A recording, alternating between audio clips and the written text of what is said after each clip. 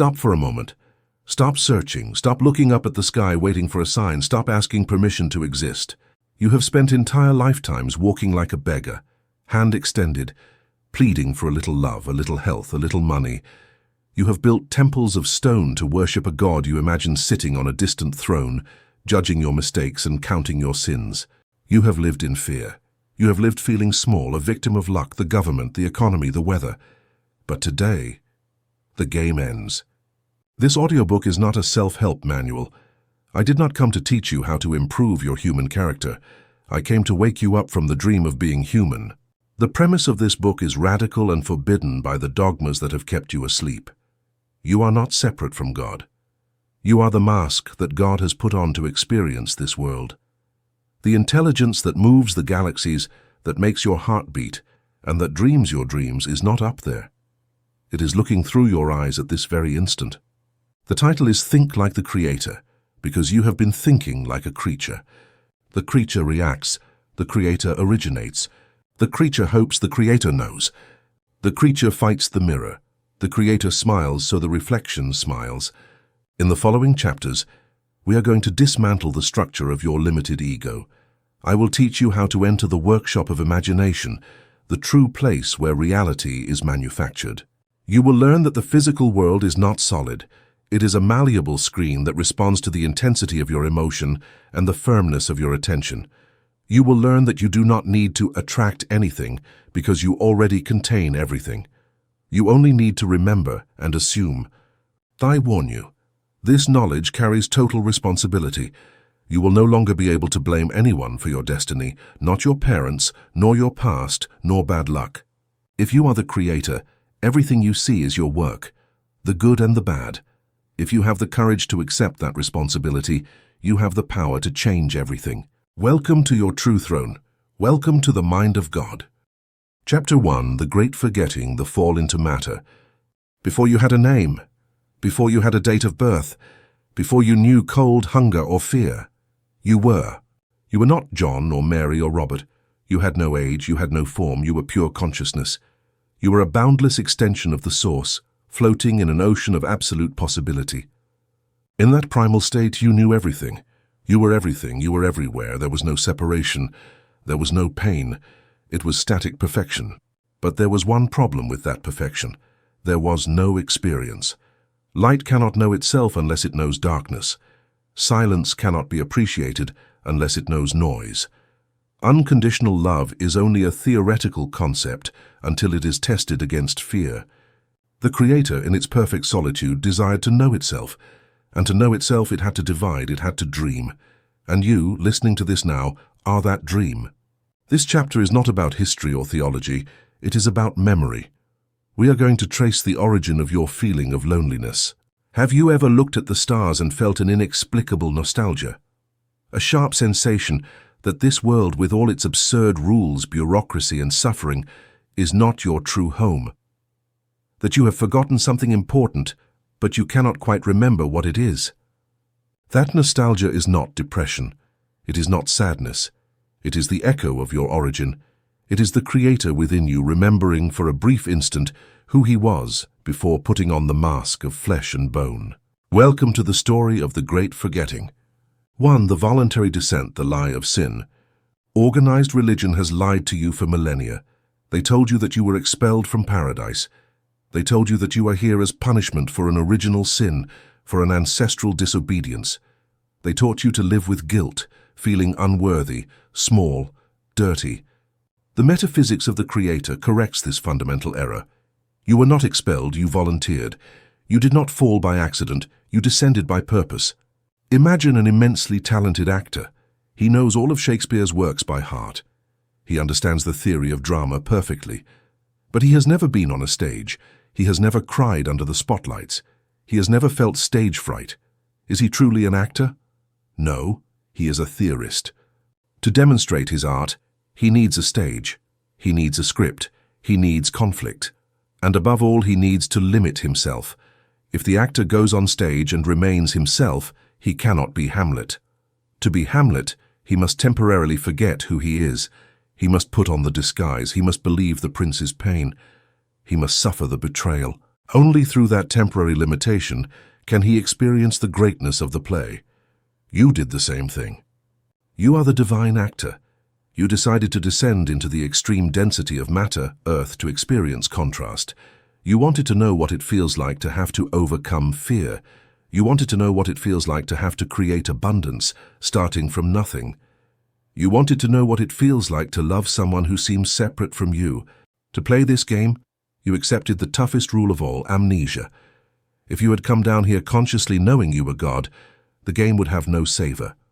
There would be no risk. There would be no emotion. It would be like playing chess against yourself. Knowing all the moves, there would be no discovery. For the experience to be real, visceral, and transformative, you had to drink from the river of forgetting. You had to fall into a deep sleep and wake up believing you were just a small, fragile body, born into a specific family, in a specific country, subject to luck and time. 2. The ego, your spacesuit for Earth. Upon entering this physical world, you encountered a technical problem. Earth's atmosphere is dense. The vibration is low and heavy. The pure energy of your consciousness is too high, too much voltage. If you entered matter without protection, you would burn the biological circuits. You needed a vehicle. You needed a transformer. That transformer is the ego. In modern spirituality, there is much talk about killing the ego. That is a mistake. The ego is not the enemy. The ego is your spacesuit. If an astronaut goes to the moon, he needs a heavy, clumsy, hermetic suit to survive in that hostile environment. The suit has a name on the label. It has limits. It has danger sensors that beep when something goes wrong. Your personality, your fears, your survival instinct, your need for validation, all of that is the suit. It is designed to protect the biological body and allow you to interact with other suits. The problem is not having a suit. The problem, the root of all your human suffering, is that you believed you were the suit. You have spent decades looking in the mirror and thinking, I am this body that ages. I am this empty bank account. I am this story of divorce and loneliness. You have confused the driver with the vehicle. You have lived reacting to the dashboard lights, emotions, forgetting that you hold the control of the steering wheel. You have spent your life polishing the suit, defending the suit, suffering when the suit tears. This is the great forgetting. You have been so fascinated and terrified by the movie of life that you forgot that you are the projector that emits the light. 3. The prison of external cause. By forgetting your divine nature and believing you are the suit, you fell under the most damaging illusion of all, the belief in external causes. You began to believe that the world happens to you instead of happening from you. You started saying, I got sick because there was a virus in the air. I'm poor because the country's economy is bad. I am unhappy because my partner left me. I am not successful because I didn't have opportunities. You granted your creative power to false idols, to money, to medicine, to politicians, to luck, to the weather. You made yourself small. You made yourself a creature. You made yourself a victim. And the universe, which is a faithful and non-judgmental servant, told you, you believe you are small and a victim of circumstances? Agreed. Your wish is my command. I will show you smallness and circumstances that control you. Because the Creator, you, is so powerful that he has absolute freedom, even the freedom to create his own slavery. You have been using your divine power to keep yourself bound, simply because you believe in the bonds. You have been using your faith to believe in evil, scarcity, and illness. And because you are God, what you believe is created. If you are listening to this, it is because your victim oxygen tank has run out. You can no longer breathe in the atmosphere of complaint. Passive hope no longer nourishes you. That chronic dissatisfaction you feel, that existential boredom that follows you even when things go well, is not a defect of your personality. It is not depression. It is not ingratitude. It is the alarm signal. Your higher self, the part of you that stayed on the shore watching the dive, is pulling the safety cord. It is telling you, ascend. The experiment of ignorance is over. It is time to remember. 1. The end of involution, the pivot of the spirit. To understand what is happening to you, you must grasp the mechanics of the universe. The cosmos breathes in two movements, involution and evolution. Involution is the spirit descending into matter. It is God making himself dense, making himself rock, plant, animal, man. It is the process of forgetting to be able to be something specific. For eons you have been evolving. You have been going down the staircase, making yourself increasingly solid, more separate, more me against the world. That journey was necessary. Without it, you would not have individuality. But you have reached the bottom of the well. You have touched the solid rock of materiality. You can no longer descend further without losing yourself forever. Now begins the opposite movement. Evolution. Evolution is not biological, growing wings. It is conscious. It is the spirit awakening within matter and beginning the journey home, but taking the experience with it. The awakening you are feeling is the exact moment the pendulum stops at one end and begins to return. It is the moment the actor, in the middle of the third act of the tragedy, suddenly looks at the audience and realizes, wait, this is a theater.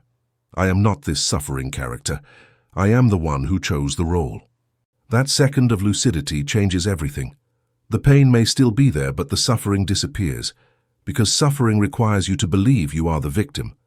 When you know you are the author, the pain becomes simply an intense scene that you yourself wrote to learn something, and as the author you know you can rewrite it. 2. Metacognition, the first step of the throne. How do you operate this change? How do you go from being the character to being the author in daily life?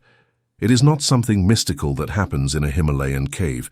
It is a technical mental operation called metacognition. It is the ability to think about what you think. It is the ability to observe the one who feels. The divine dissociation exercise. The next time you feel fear over a bill or anger over an offense, stop. Don't try to calm down. Don't fight the emotion. Simply take a step back in your mind and say, I am observing myself feeling fear. Note the grammatical and energetic difference.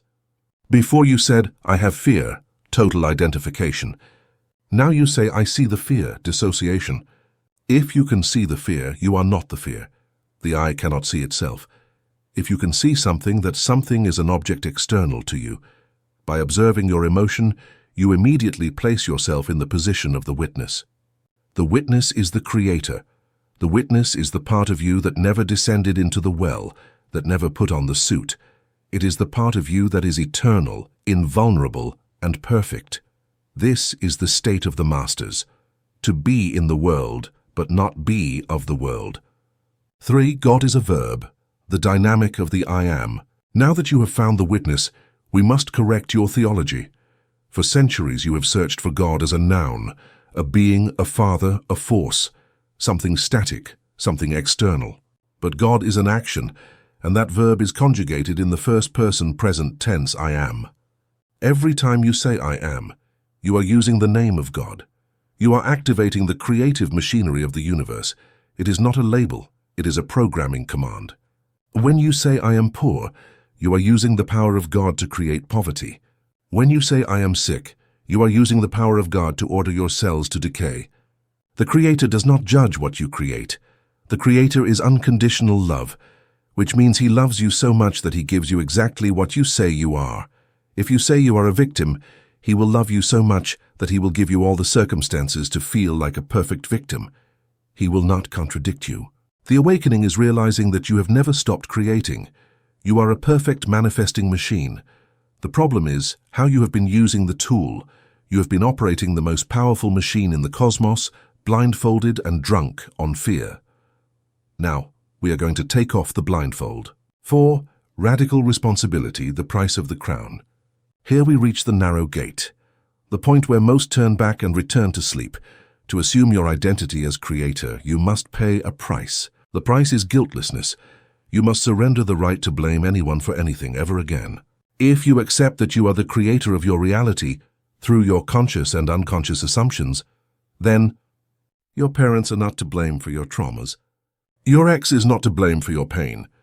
The government is not to blame for your economy. Genetics are not to blame for your health. They are all secondary actors that you hired, vibrationally, to play the script you had in your mind. This is tough.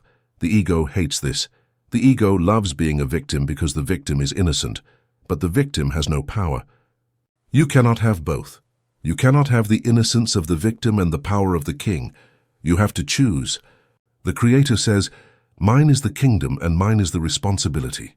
Look at your life today, look at the disaster if there is one, and have the courage to say, I made this. Say it with recognition of power. If I was so powerful to create this disaster unconsciously, imagine what I can create now that I am awake and going to create beauty consciously. Recognizing that you created the cage is the only proof that you hold the key to open it. 5. From creature to creator. The shift in attitude. Once you cross the threshold of responsibility, your stance towards life changes. You stop behaving like a creature and start behaving like the creator. Our petition versus decree. The creature prays by asking, please God, give me this, I need it so much. This prayer stinks of scarcity. The universe replies, you do not have it. The creator prays by decreeing, giving thanks. Thank you, Father, because it is already done. Thank you for my perfect health. This prayer vibrates in abundance.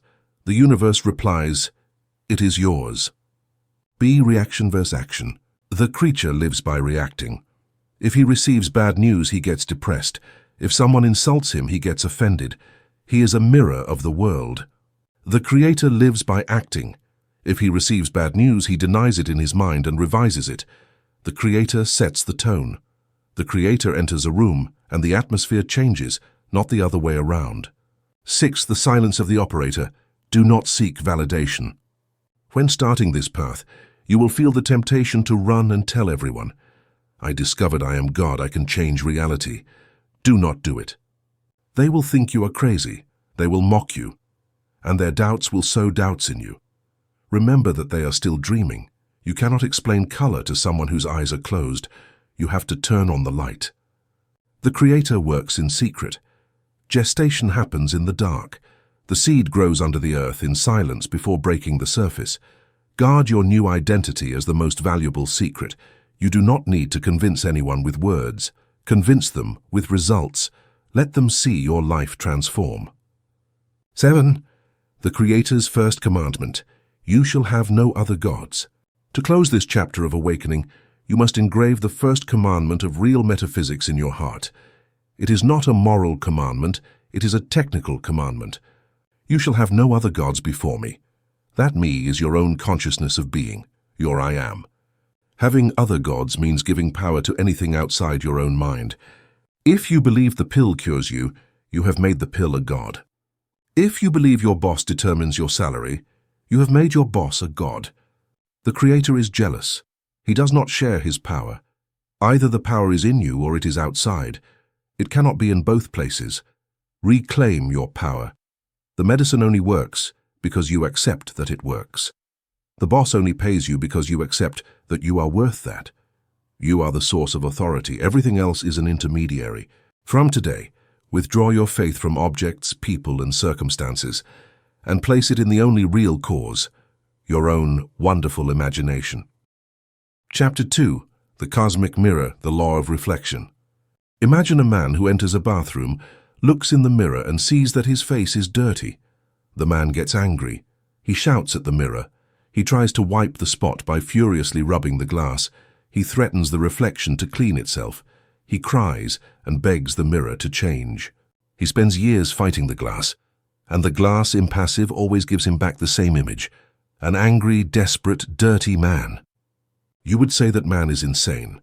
However, that is exactly what you have been doing with your life. You have been trying to change your partner. You have been trying to change your economy. You have been fighting against politics, against illness, against luck. You have been rubbing the mirror of the world, hoping the image will change without you changing your face.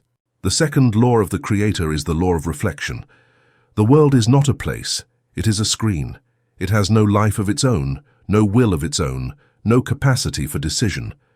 External reality is a neutral and perfect mirror that has only one function, to show you in 3D what you are in your consciousness.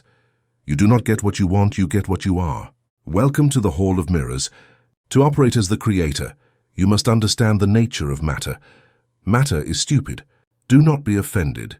It is a technical definition. Matter, money, houses, body cells, circumstances, has no initiative. It is inert, moldable, and passive energy. It is waiting for orders. The universe does not conspire against you. The universe does not conspire for you. The universe simply reacts. It is like a photocopier. If you put in a sheet with a spelling mistake and press the button, the machine will give you 1,000 copies with the error. Does it make sense to get angry at the photocopier?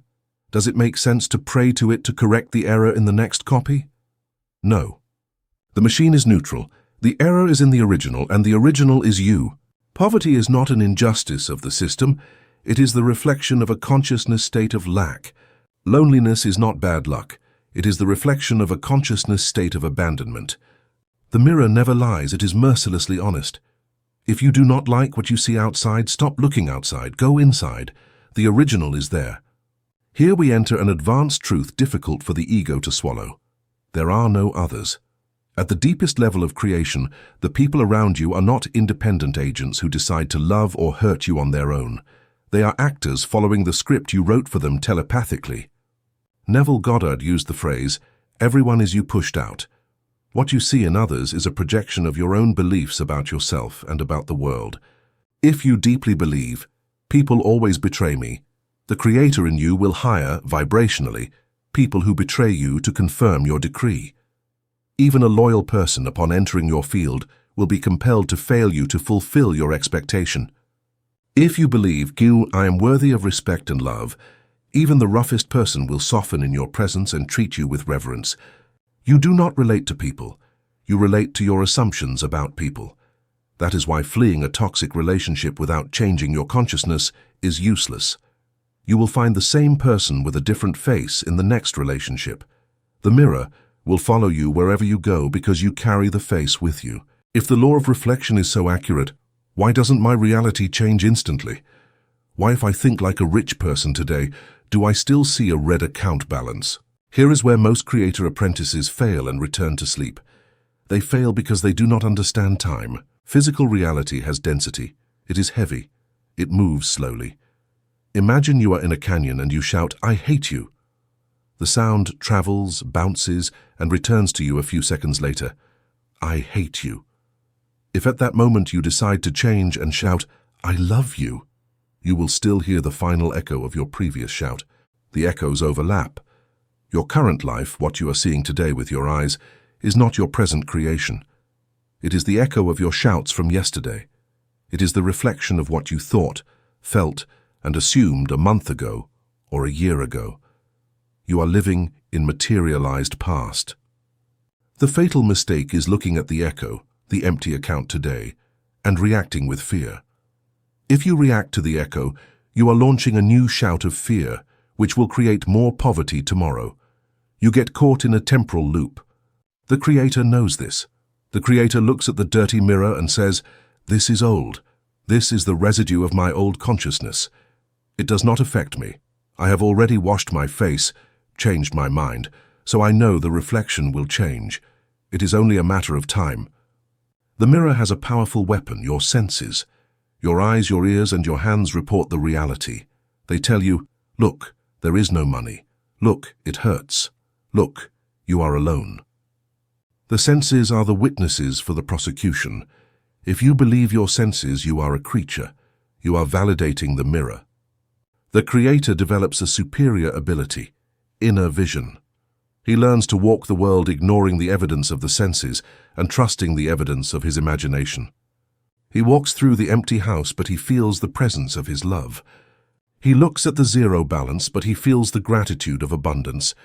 This seems like madness to the world, but it is the sanity of God. It is calling things that are not as if they were. It is maintaining the vision of the clean face, even though the mirror still shows the spot, until the mirror has no choice, by physical law, but to update the image. The world is a mirror. It has no will, it has no initiative. It is a faithful slave to your assumptions. But this slave has a trap. It is noisy. The 3D reality, the reflection, screams, cries, bleeds, and demands your attention.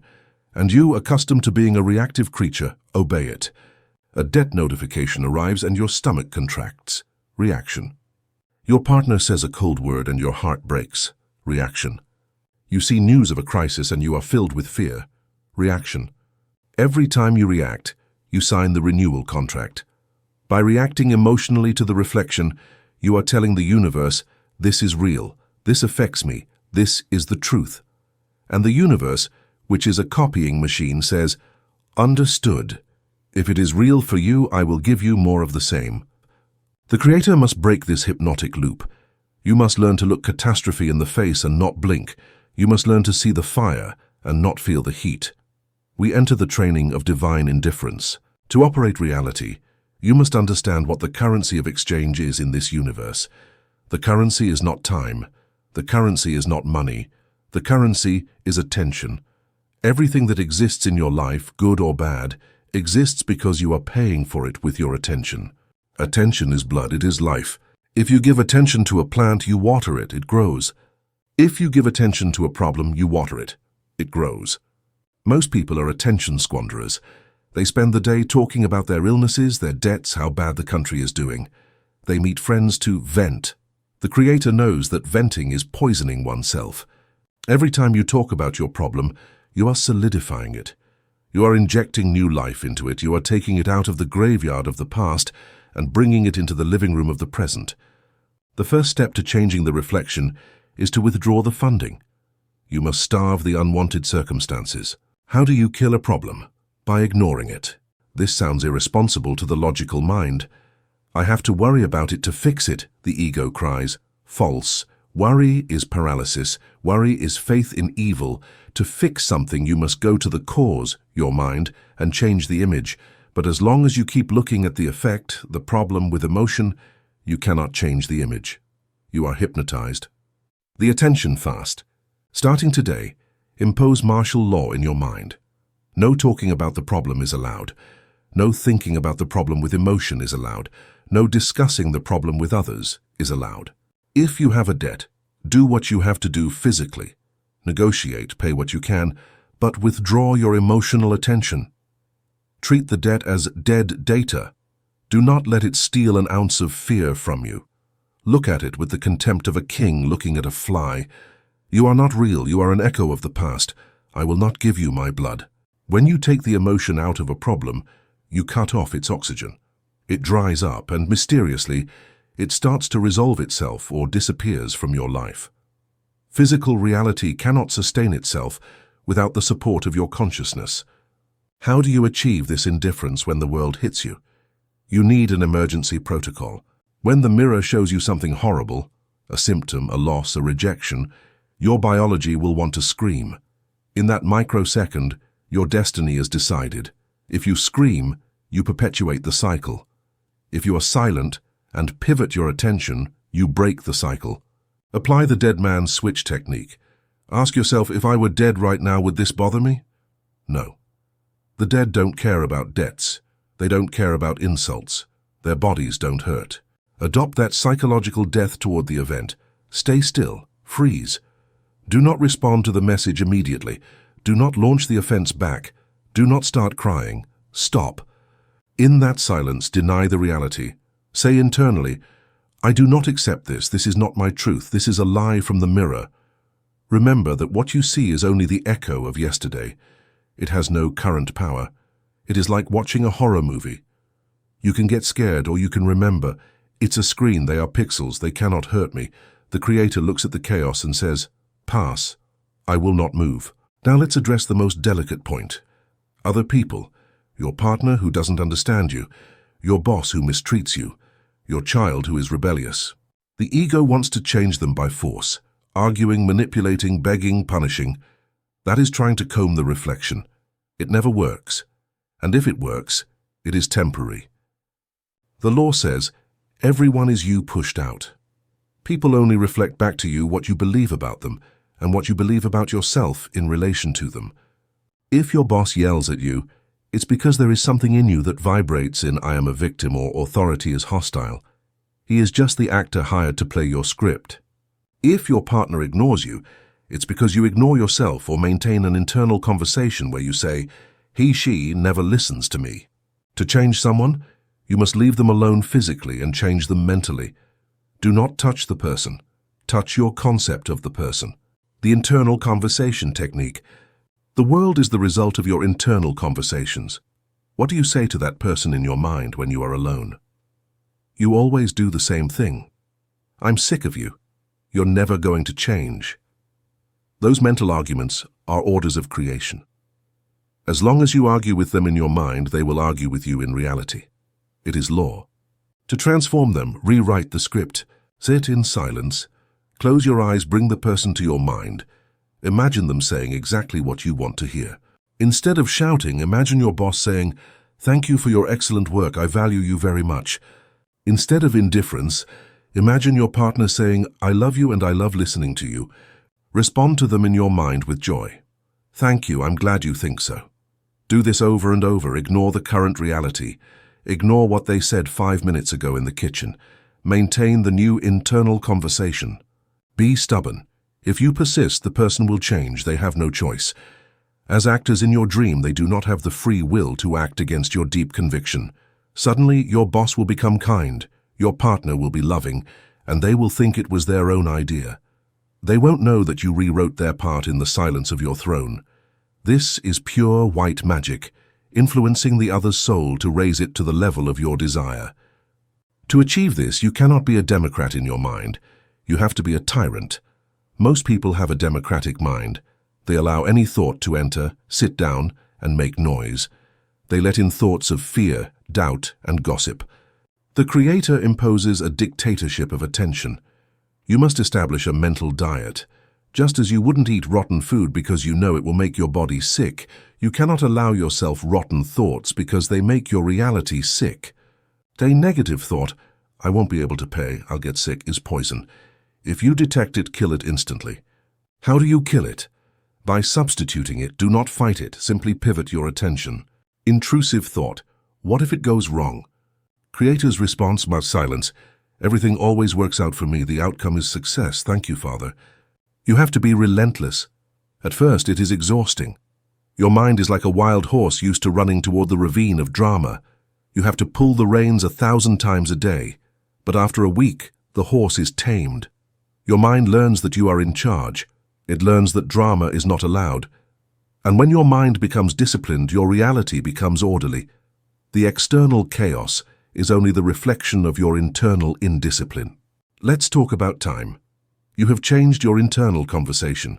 You have ignored the problem. You have rewritten your partner's script. But 3 days pass, and nothing changes. Here is where 99% give up. "This isn't working," they say, and they return to being creatures. You must understand the law of gestation. Every seed has its own time to sprout. Your desire is a seed. You planted it the moment you accepted it as truth in your imagination. Now, it is underground. That you do not see the sprout does not mean it is not growing. The period of silence between the sowing, your mental change, and the harvest, the physical change, is the proof of faith. During this time, you must maintain brazen impudence. You must insist that it is already true, even if everything says it is not. I do not see changes, but I know my order has been given and the universe is processing it. I will not dig up the seed with my doubt. The Creator does not look at the clock. The Creator knows that the how and the when are not his problem. Your job is the what, the desire, and the who, I am. If you maintain the assumption without wavering during the lag time, reality will collapse suddenly. The change often comes all at once when you least expect it, like a dam breaking. Sometimes to help your mind, you need to change the physical setting. If your house is full of objects that remind you of your poverty or your sadness, you are surrounded by old mirrors shouting your old identity at you. The Creator prepares the stage for the new play. Start acting as if you already are who you want to be. Do you want to be rich? Clean your house, tidy your wallet, throw away broken things. Wear your best clothes even if you're staying home. Do you want love? Make space in your closet.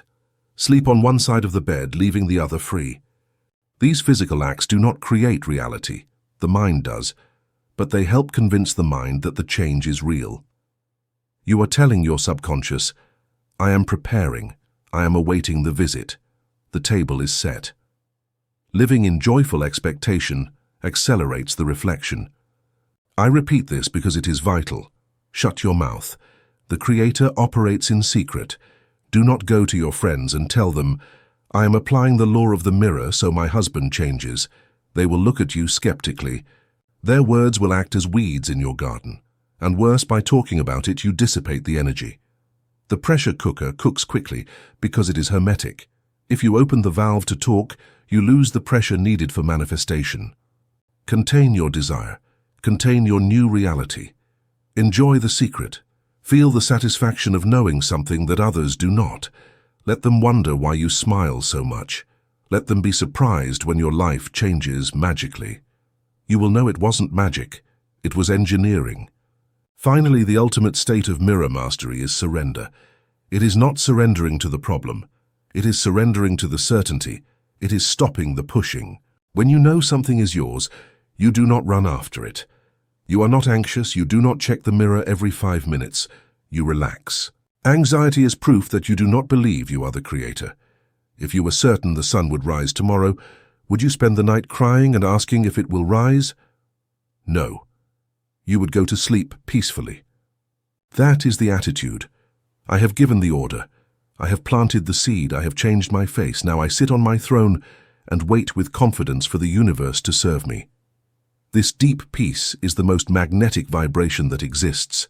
The mirror cannot resist a tranquil face. Chaos becomes orderly in the presence of peace. The storms calm when the master sleeps in the boat. Chapter 3. The Throne of the Mind, Assuming Authority and the Power of Decree. For years you have allowed your doubts to govern your kingdom. You have allowed the news, the opinions of your neighbors, and your past traumas to dictate the laws of your life. You have been a king in exile, living like a beggar at the gates of your own palace. The third law of the Creator is the law of authority. The universe does not respond to need, it responds to authority. You do not get what you beg for, you get what you decree. The mind is not a debate space, it is the throne room from which orders are issued that matter must obey. Welcome to the reclamation of your crown. To operate reality, you must distinguish between two mental frequencies, the beggar and the king. The beggar, the creature, lives in the state of I want. His prayer is, please God, give me this, I need it so much. Look how much I suffer. This posture confirms the lack. By saying I want it, you are vibrationally affirming, I do not have it. The king, the creator, lives in the state of I have. His prayer is, thank you, Father, because it is mine, it is done. He does not ask permission, he simply takes it in his imagination and occupies it. The king does not await validation.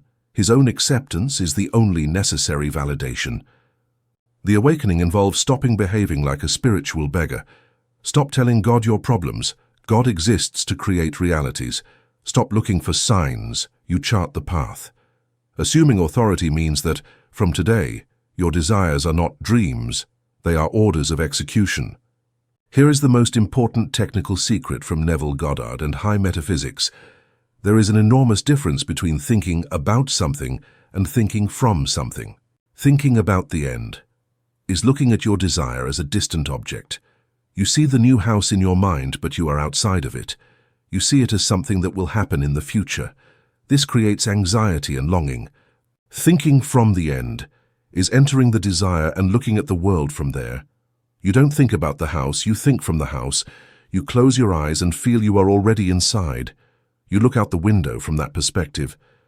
The Creator always thinks from. He places himself in the position of already fulfilled and looks backward. This psychological occupation is what collapses time.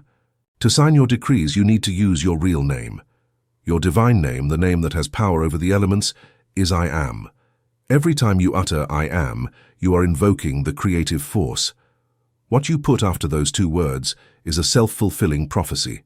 If you say I am poor, you are ordering your finances to contract. If you say I am sick, you are ordering your cells to decay. The Creator guards his I am with fanatical zeal. Never end that sentence with something you do not want to see manifested. If you feel pain, do not say I am sick. Say, I am passing through a temporary cleansing, or simply affirm the higher truth. I am health. It is not lying. It is affirming the spiritual truth over the temporary fact. You are imposing the truth, and eventually the fact must surrender and align with the truth. That is your authority. In the throne of the mind, there are forbidden words. The most dangerous word is I wish, Ojala, I hope. I wish it would happen. I hope it goes well. These words are energy leaks. They indicate that the power is outside of you, in luck or chance. A king never says, "I wish." A king says, "Let it be done," or "It is so." You must cleanse your mental vocabulary. Substitute hope with certainty. Hope is for those who doubt. Certainty is for those who know. When you assume your authority, uncertainty disappears. You know that if you have planted the seed in the imagination and watered it with emotion, the harvest is inevitable. The creator is not someone who has nice thoughts. The creator is someone who has disciplined attention. We enter the authority gymnasium. These are the protocols to reclaim control of your focus and turn your mind into a laser of manifestation. 1. Attention, the scepter of power. You must understand what attention is. Attention is not just looking at something. Attention is feeding. Whatever you pay attention to, you are giving your own life to. The problem is that your attention has been hijacked. Everything competes for a piece of your soul. You are drained. The protocol for reclaiming the scepter. You are going to become greedy with your attention. You will practice withdrawal of attention. When something in your world is unwanted, you will do the hardest thing in the world. You will take your gaze off it. Do not fight it. Simply stop feeding it. You will pivot your mental camera toward what you do want. This requires a colossal mental effort at first. You, as the king, must take the mind by the neck and turn it gently but firmly toward the vision of your desire. We don't look at that. We look at this. If you are firm, the mind will surrender, and when the mind focuses on one thing, that thing manifests with terrifying speed. 2. The sovereign's mental diet. A king does not eat garbage, yet you let your mind eat anything. You breakfast on tragedy news, you lunch on complaints, you dine on worries. You are what you eat, mentally as well. You must establish a strict mental diet. This is not superficial positive thinking. It is creation hygiene. The royal veto. Every thought that enters your mind is a proposal. You have the power of the veto. You can say, "No, I reject that proposal. It does not serve me," and substitute it immediately with, "My world is abundant, and I always have more than enough." You cannot prevent the negative thought from knocking, but you can prevent inviting it in and serving it tea. The creator is an unforgiving gatekeeper. If a thought does not align with your final desire, health, wealth, love, it does not enter. Period. That silence is good. In that silence, your power grows. 3. The art of the inner monologue, God's conversation. Your reality is the crystallization of your inner dialogue. What do you say to yourself when no one is listening? That constant conversation is the most potent creation tool you possess. It is God speaking, and what God says is. You desire money, but internally you say, "Everything is so expensive I won't make it to the end of the month." You desire love, but internally you say, "No one notices me at my age." Your task as creator is to align your inner conversation with your fulfilled desire. You must talk to yourself as if you already are the person you want to be. Imagine you are already rich. You wouldn't say, "How expensive?" You would say, "It's a good investment," or "I have more than enough." The persistence converts the falsity into fact. 4. The hermetic silence, the pressure cooker. Here is a secret of high magic. The creator does not divulge his plans. When you have a desire, a project, a healing, a goal, the human tendency is to tell someone. Dissipation. By speaking of it, you release internal pressure. The energy that should be used to create is spent on talking. The pressure cooker loses its steam and no longer cooks. Contamination. The other person will inevitably project their doubts onto you. The creator practices hermetic secrecy. Contain your desire. Contain your new reality. Enjoy the secret. That containment generates massive creative pressure. The energy, unable to exit through the mouth, is forced to exit through physical manifestation. 5. Brazen impudence, ignoring the senses. This is the creator's trial by fire. You have decreed wealth. But the next day an eviction notice arrives. Your senses scream, "Lie, you are not rich. Look at this." The king remains seated. Neville Goddard called this brazen impudence. It is the audacity to deny the evidence of the senses in favor of the mind's decree. It is looking at the notice and saying, "This is a reality error. This is an echo of the past. I know who I am abundance, and this will be fixed because I say so." If you persist in your inner vision despite the physical evidence, reality breaks and reforms. The great miracles in history were performed by people who refused to accept the no of reality. 6. The nightly ritual, revision, the creator's eraser. What does a writer do when he writes a bad sentence? He erases it and writes another. You are the writer of your life, but you act as if what has already passed is set in stone. It is not. The past is malleable. The creator has a supreme tool, revision. Every night before sleeping, review your day. If something went wrong, do not fall asleep with that fact. If you do, you crystallize it and send it to tomorrow. The editing protocol. Go back to the moment of the unpleasant event in your mind. Rewrite it. Imagine it happened exactly as you wanted. Repeat this new scene until it feels real. You are altering the vibrational past. By changing the past, you change the trajectory of the future. Never go to bed feeling like a victim. Go to bed having won the day, even if only in your imagination. 7. The occupation, moving into the desired state. Finally, assuming authority is not visiting the state of your desire, it is moving into it. You have to carry the aroma of the fulfilled desire with you all day. How does a person who feels loved walk? How does a person who has financial security breathe? Start imitating that physiology. Straighten up. Breathe deeply. Smile with that half smile of one who knows a secret. Wear your perfume of success before leaving home. The occupation is total. Everything in your mind must confirm, I am already there. When you achieve that naturalness, the manifestation occurs. You will know that you, sitting on your throne, in the silence of your mind, moved the threads of the universe. Chapter 4. The workshop of imagination, the engine room and the invisible architecture. Now you are ready to work. You look around at your physical life and see solid objects, your house, your car, your body, your money. They seem final, hard, unmovable. But the Creator knows a secret. Everything that is solid was first vapor. Look at the chair you're sitting on. Before it was wood and cloth, it was an image in the mind of a designer. Look at the building where you live. Before it was brick and cement, it was an invisible blueprint in the mind of an architect.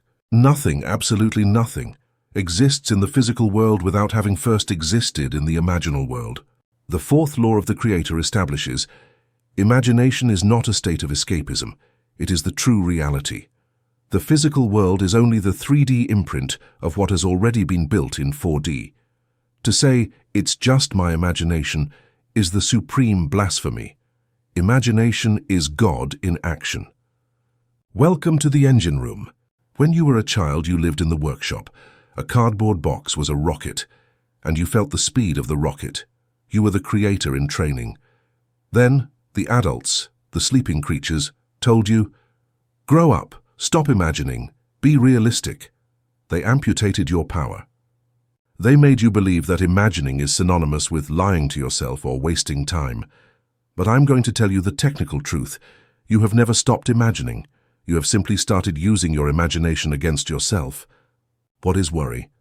Worry is the masterful use of your imagination to create what you do not want. You visualize disaster. You feel the fear of disaster.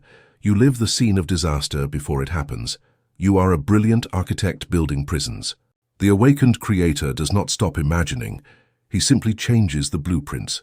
He stops designing dungeons and starts designing palaces. You must understand the topography of the universe. We live in a world of 3 dimensions, height, width, depth. Things are slow here. Here you have to move objects with your hands. But there is a 4th dimension. It is the world of imagination. In 4D there is no time or distance, everything happens now. The workshop of imagination is in 4D. When you close your eyes and visualize a scene, you are literally entering that higher dimension. What you do there is real.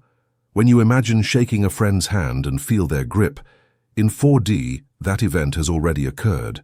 The 3D reality, the physical world, is just the screen onto which the movie is projected. Imagination is the projection booth. If you do not like the movie of your life, it is useless to shout at the screen, fighting physical problems. You have to go to the booth and change the film reel. That act of going to the booth is what we call praying or imagining. Most people are somnambulist architects. They let their minds wander. They absorb images of terror from the news, images of scarcity from their parents, images of loneliness from their friends. Their workshop is full of garbage and debris, and the machinery is building nightmares on autopilot. Then when the nightmare manifests in their life, they say, "Why did God allow this?" It wasn't God, it was you leaving the machine running unsupervised. The creator practices conscious architecture. He enters the workshop with a clear blueprint. Today I will build health. Today I will build wealth. He sweeps away the trash, the fears, and starts working on the design table with surgical precision. He does not allow a single faulty brick, a thought of doubt, to enter the structure. Here is where many fail. They think they are creating, but they are just daydreaming. There is a crucial technical difference. Daydreaming, escapism. You see yourself from the outside having success. You are watching a movie of yourself. This generates nostalgia for what you do not have. Creative imagination, occupation. You do not see yourself, you see the world through your eyes. You are inside the scene. You don't think about the beach, you feel the sand on your feet. Creation requires immersion. You have to step into the picture. You have to occupy the state. If you see yourself from afar being rich, you are still poor here looking at the rich person over there. You have to be the rich person here and now in your mind, looking at the world from your full bank account. That subtlety, the difference between seeing and being, is the difference between sterile fantasy and spiritual pregnancy. Before touching a single machine in the workshop, you need the blueprint. The universe, your construction crew, cannot work with vague orders. I want to be happy is not a blueprint. I want more money is not a blueprint.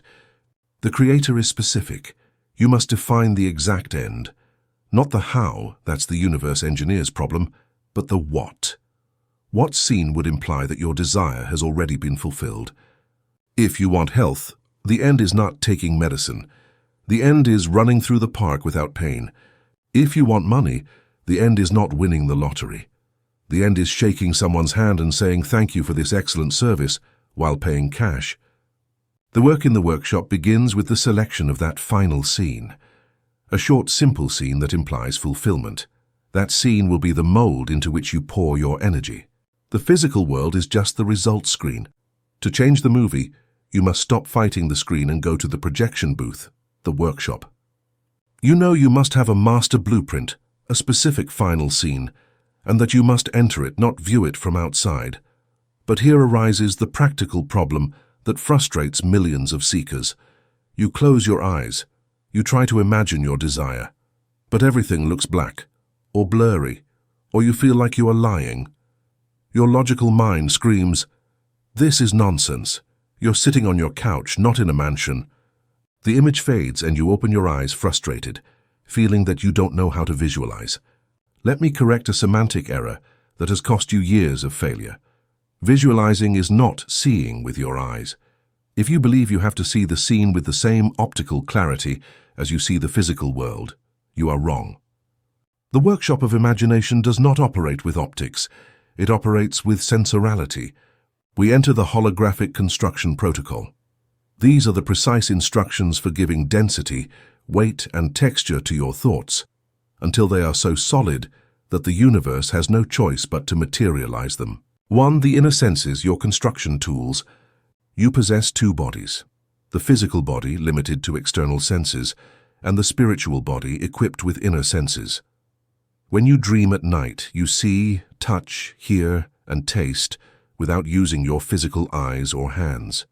To you, the dream is real while it lasts. The creator learns to activate these inner senses at will while awake. To build in 4D, you must use the 5 spiritual senses.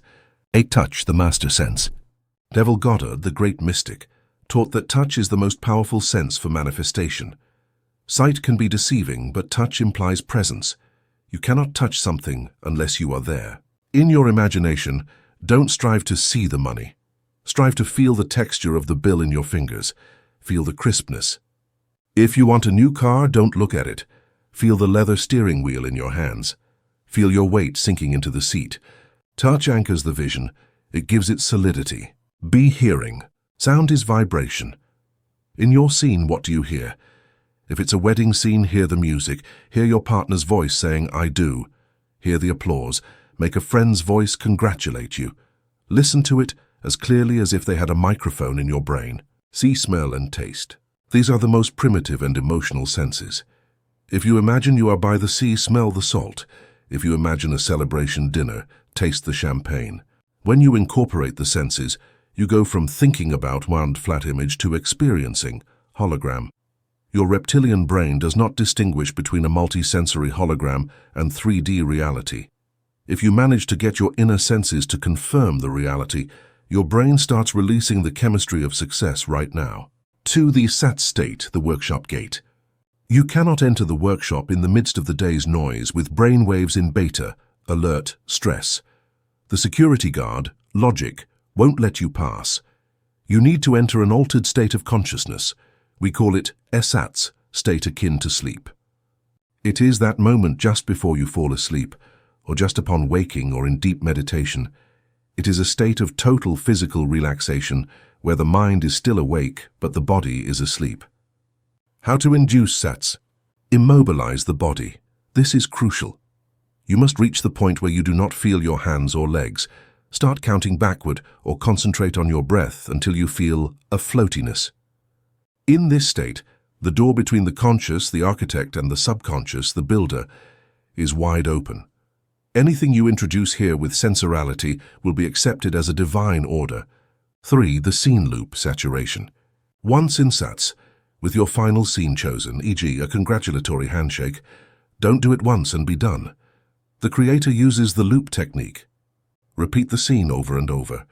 Start the handshake, $, itero, feel the touch, $, itero, hear congratulations. Itero, feel your joy. Itero, cut. Return to the beginning. Handshake, $, itero, touch, $, itero, voice, $, itero, joy, $, itero, cut. Do it 10, 20, 50 times. Why? Because the first time your mind wanders. The second time it focuses. The 10th time it starts adding details. The 20th time the scene comes alive. A magical moment arrives in the loop where you stop imagining it and start feeling that it is happening. You dissociate from your physical body in bed and associate totally with your imaginary body in the scene. The handshake suddenly feels solid. The voice sounds external. That is the point of conception. The seed has been planted. You can stop and fall asleep. Or the here and now psychic teleportation. A fatal mistake is to imagine the scene as something that will happen in the future. In the 4D workshop, there is no future. Everything is now, and there is no there. Everything is here. When you are in your imagination, you are not thinking about Paris. You are in Paris. You must ask yourself this question while imagining, where am I? If the answer is, I'm in my bed imagining Paris, you have failed. The answer must be, I am in Paris and my bed in my house is only a distant memory. You must feel that the imaginary reality is the solid reality, and that the physical world where your body is lying is the phantom reality. Invert the perception. Make there be here. Make then be now. This psychic teleportation is what collapses time. The subconscious does not understand futures. If you give it a future experience, it rejects it. If you give it a present experience, it executes it. Your scene must have the tone of immediacy. 5. The tones of reality. How to know if it worked. How does the creator know that the work in the workshop has been successful? Not because money instantly appears under the pillow, but because of the internal reaction. When an imagination session has been successful, you experience 2 things. 1. Creative impotence, relief. You feel that it is done. You no longer feel like imagining further. The desire disappears. You feel a deep peace, a sigh of relief. 2. Naturalness. The idea of your fulfilled desire no longer seems like a distant dream, but something natural. You feel comfortable with it. Before, wow, it would be incredible to be a millionaire. Excitement, doubt. After, of course I am rich, it's normal. Naturalness, certainty. If you come out of your meditation feeling anxiety or the need to do it again to be sure, you have not planted the seed. Return to the workshop. Add more touch. Add more reality. Until you feel the click of relief. That relief is the signal from the Holy Spirit saying, it is done.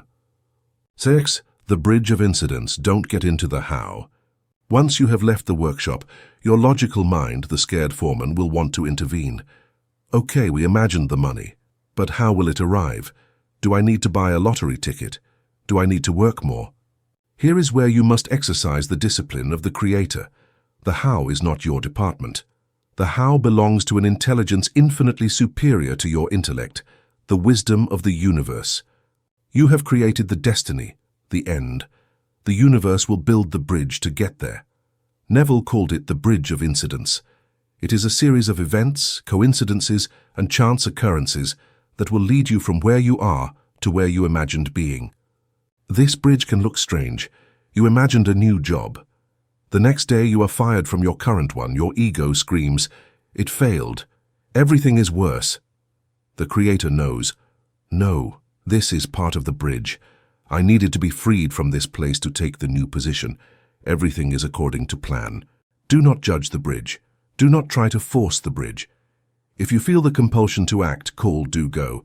Ensure it is inspired action, not action forced by fear. Inspired action feels fluid, joyful, and easy. Forced action feels heavy and anxious. Trust the engineers of the universe. They know how to move the pieces better than you. 7. Persistence versus obsession. There is a fine line between being a persistent creator and being an obsessive beggar. Persistence is returning to the workshop every night to enjoy the scene, to reinforce it, like visiting your favorite house. You do it from the pleasure of having it. Her obsession is imagining all day because you are afraid it won't arrive. You do it from lack. You are digging up the seed every hour to see if it has roots. If you have already felt the relief of the "it is done," the climax, you do not need to keep doing the technique obsessively. You enter the phase of the Sabbath, rest. Simply walk through life with the secret certainty that the package is on the way. If doubt arises again, then yes, return to the workshop to recharge your faith. But do not do it out of obligation. Creation must be an act of joy, not forced labor. 8. The architect's discipline cleaning the workshop. Finally, you must keep your workshop clean. You cannot build a palace at night and a shanty in the day. If you spend 30 minutes in SATs, imagining health, and then spend 15 hours talking about your illness with friends, you are demolishing what you built. You are cancelling your own order. The Creator maintains coherence. If you are rich in the workshop, you cannot talk like a poor person on the street. It does not mean spending what you do not have. It means maintaining the dignity of wealth in your attitude. It means closing your mouth when you are about to complain. It means changing the channel when there is talk of crisis. You must be faithful to your invisible creation until it becomes visible. This loyalty to the invisible is what the Bible calls faith. Chapter 5. The language of vibration. Feeling is the secret and the cosmic radio. You have visualized your desire. You have repeated the scene in your mind, but you look outside and nothing happens. Why? Because the universe is deaf. The quantum field, infinite intelligence, God, does not understand your human language. It doesn't understand Spanish or English or Latin. It does not listen to your words. It doesn't care about your logical thoughts. The universe only understands one language, vibration. You can shout, "I am rich," 1,000 times a day, but if your stomach is contracted by the fear of poverty, the universe hears the fear, and it gives you more poverty. You can visualize the love of your life, but if your heart emits the frequency of loneliness and despair, the universe hears the loneliness, and it gives you more isolation. The 5th law of the Creator is the law of resonance. You do not attract what you want, you attract what you are. And what you are is defined by the dominant vibration you emit. Thought is the electrical signal, the form, but emotion is the magnetic signal, the attraction. Without emotion, thought has no power of attraction. Feeling is the secret. Welcome to the transmission station. Imagine you are a radio. You want to listen to classical music, wealth. Classical music is broadcast on frequency 101.5 FM, but your inner dial is tuned to 88.0 FM, scarcity, where only crisis news plays. You can pray to the radio, you can shout at it, you can put stickers that say "I love classical music" on it. But until you turn the dial to 101.5, you will never hear the music. Most people live asking for a reality, new music, but maintaining their old frequency, old dial. They believe that if they suffer enough, God will take pity and change the music. God is not a capricious DJ. God is the electricity that powers the radio. He tells you, son, the music is playing right now. Turn the dial, tune in. Changing your life does not require physical effort. It requires vibrational adjustment. You must compel your emotional body to vibrate at the frequency of your desire before the desire appears. It is a paradox. You must feel rich to attract money. You must feel loved to attract a partner. The universe does not give to you so that you may feel. You feel so that the universe may give to you. Here is where Neville Goddard corrected the biggest mistake in popular metaphysics. When we say feeling is the secret, people think of explosive emotions. They think they must be jumping for joy, crying with happiness, or in a state of constant ecstasy to manifest. That is exhausting and unsustainable. The Creator's true feeling is naturalness and relief. How do you feel about the shoes you are wearing now? You're not jumping for joy over having shoes. You are not shouting, "Thank you, universe, for these shoes." You simply feel they are yours. You feel comfortable. You know they are there. You don't worry about being barefoot. That feeling of it is mine, it is normal, it is a fact. That is the vibration that manifests. The frequency of the miracle is not a shout. It is a deep sigh of relief. It is the feeling of saying, finally, it is done. I don't have to worry anymore. That profound peace, that absence of anxiety, is the most potent magnetic signal that exists. Your brain is electric. Your heart is magnetic. Science has shown that the heart's magnetic field is up to 5,000 times more powerful than the brain's. The brain sends the direction, the rocket, but the heart puts in the fuel. If you think I am going to heal, brain, but feel fear of death, heart, the fear wins by a landslide. 5,000 to 1. The Creator must achieve cardiac coherence. He must unite thought and emotion into a single laser beam. When you manage to make your mind see the desire and your heart feel the gratitude of having it, an electromagnetic signature is produced. This signature is an unmissable message for the quantum field. It modifies the structure of matter. Coincidences begin to happen because you have become a living magnet for that specific reality. The opposite vibration to creation is not hatred, it is need. Need vibrates in lack. I need it. I need it. Please let it arrive. This vibration is an absolute repellent. It is like trying to grab water with a closed fist. The tighter you squeeze, the more it escapes. The Creator does not need. The Creator chooses and has. To manifest something great, you must reduce the importance you give it. You must lose your reverence for money. You must lose your fear of illness. You must reach a state of vibrational detachment. It would be wonderful to have it, and I am going to have it, but if it didn't arrive today, I am still whole. Paradoxically, when you stop desperately needing it, the universe throws it at you.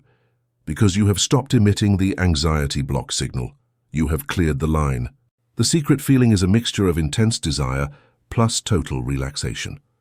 The universe is a radio that only plays the station you vibrate at. You know that asking from need is tuning into the scarcity station. You know that giving thanks from possession is tuning into the abundance station. And you know that the feeling is not a hysterical emotion, but a state of naturalness and acceptance. But now you face the operator's challenge. You wake up in the morning and your physical reality hits you. Your emotional body automatically reacts with fear, sadness, or anger. Your dial automatically moves to the old victim FM station. How do you break this loop? How do you generate the feeling of desire fulfilled when your senses scream that the desire is absent? It is not done by fighting reality. It is done by tricking it.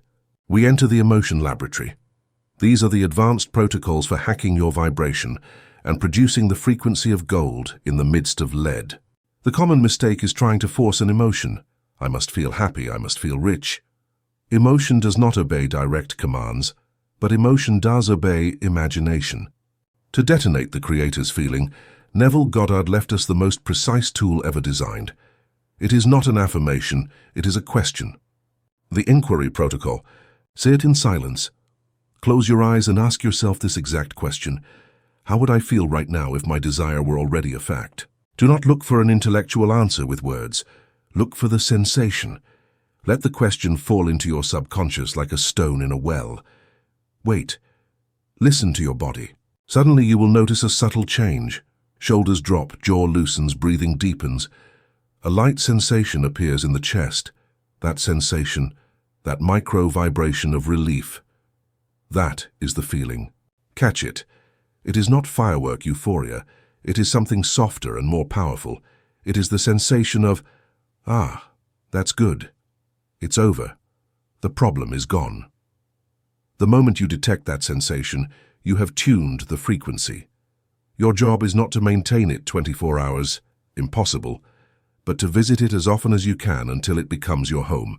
Great method actors did not pretend, they became the character. They changed their psychology to such an extent that their biology changed. You are God's actor, and your current role, the poor, the sick, is boring. You have to step into the character of the new you. The energetic wardrobe protocol. Imagine you put on the suit of your successful version. How does that version of you walk? How does it breathe? How does it look people in the eye? If you want to be a person of authority and wealth, you cannot walk hunched over looking at the ground. Try it now. Straighten up. Lift your chin. Breathe deeply, occupying space. Walk around your house with the slow, sure stride of someone who is not in a hurry because they own everything. In 2 minutes, your brain chemistry changes. Cortisol lowers. Your body tells your mind, hey, we are acting like kings, so we must be kings. And the mind begins to produce king-like thoughts. Do not wait to feel it, to act. Act to feel it. Movement creates emotion. The emotion closest to instant manifestation is relief. The creator seeks naturalness. What do you feel when the doctor tells you, it was a mistake, you have nothing serious? You let out a deep breath. Ah, thank God.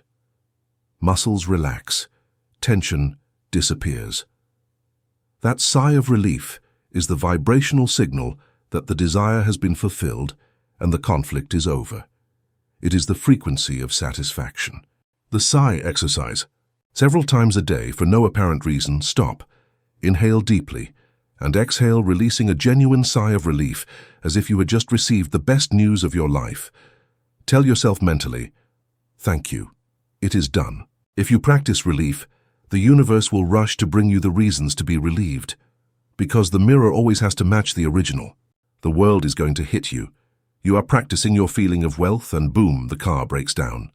Your first reaction will be to lower your vibration, anger, fear. That's okay. You are human. The problem is the duration of the reaction. The creator trains to shorten the refractory period. You get angry, yes. You feel the blow. But instead of staying there, you activate the reset protocol. Okay, that happened. I felt the anger. Now stop. I return to my center.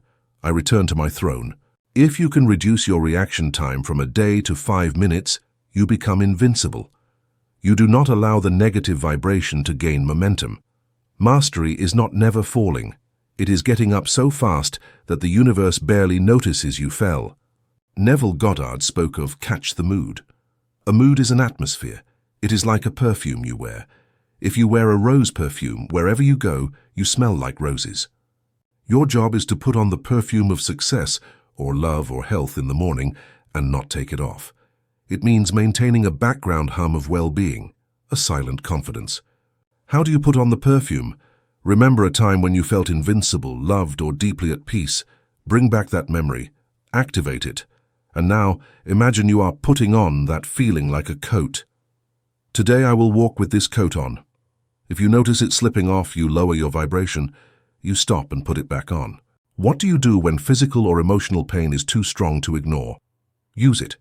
Energy is neutral. Fear is energy. Excitement is energy. They are the same electricity with different voltage. The creator knows how to do emotional judo. The pivot technique.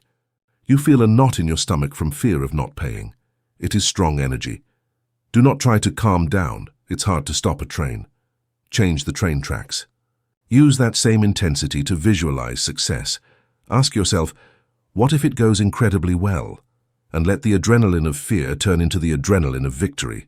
It is the same physical high, but with a different image. Become an inverse paranoid.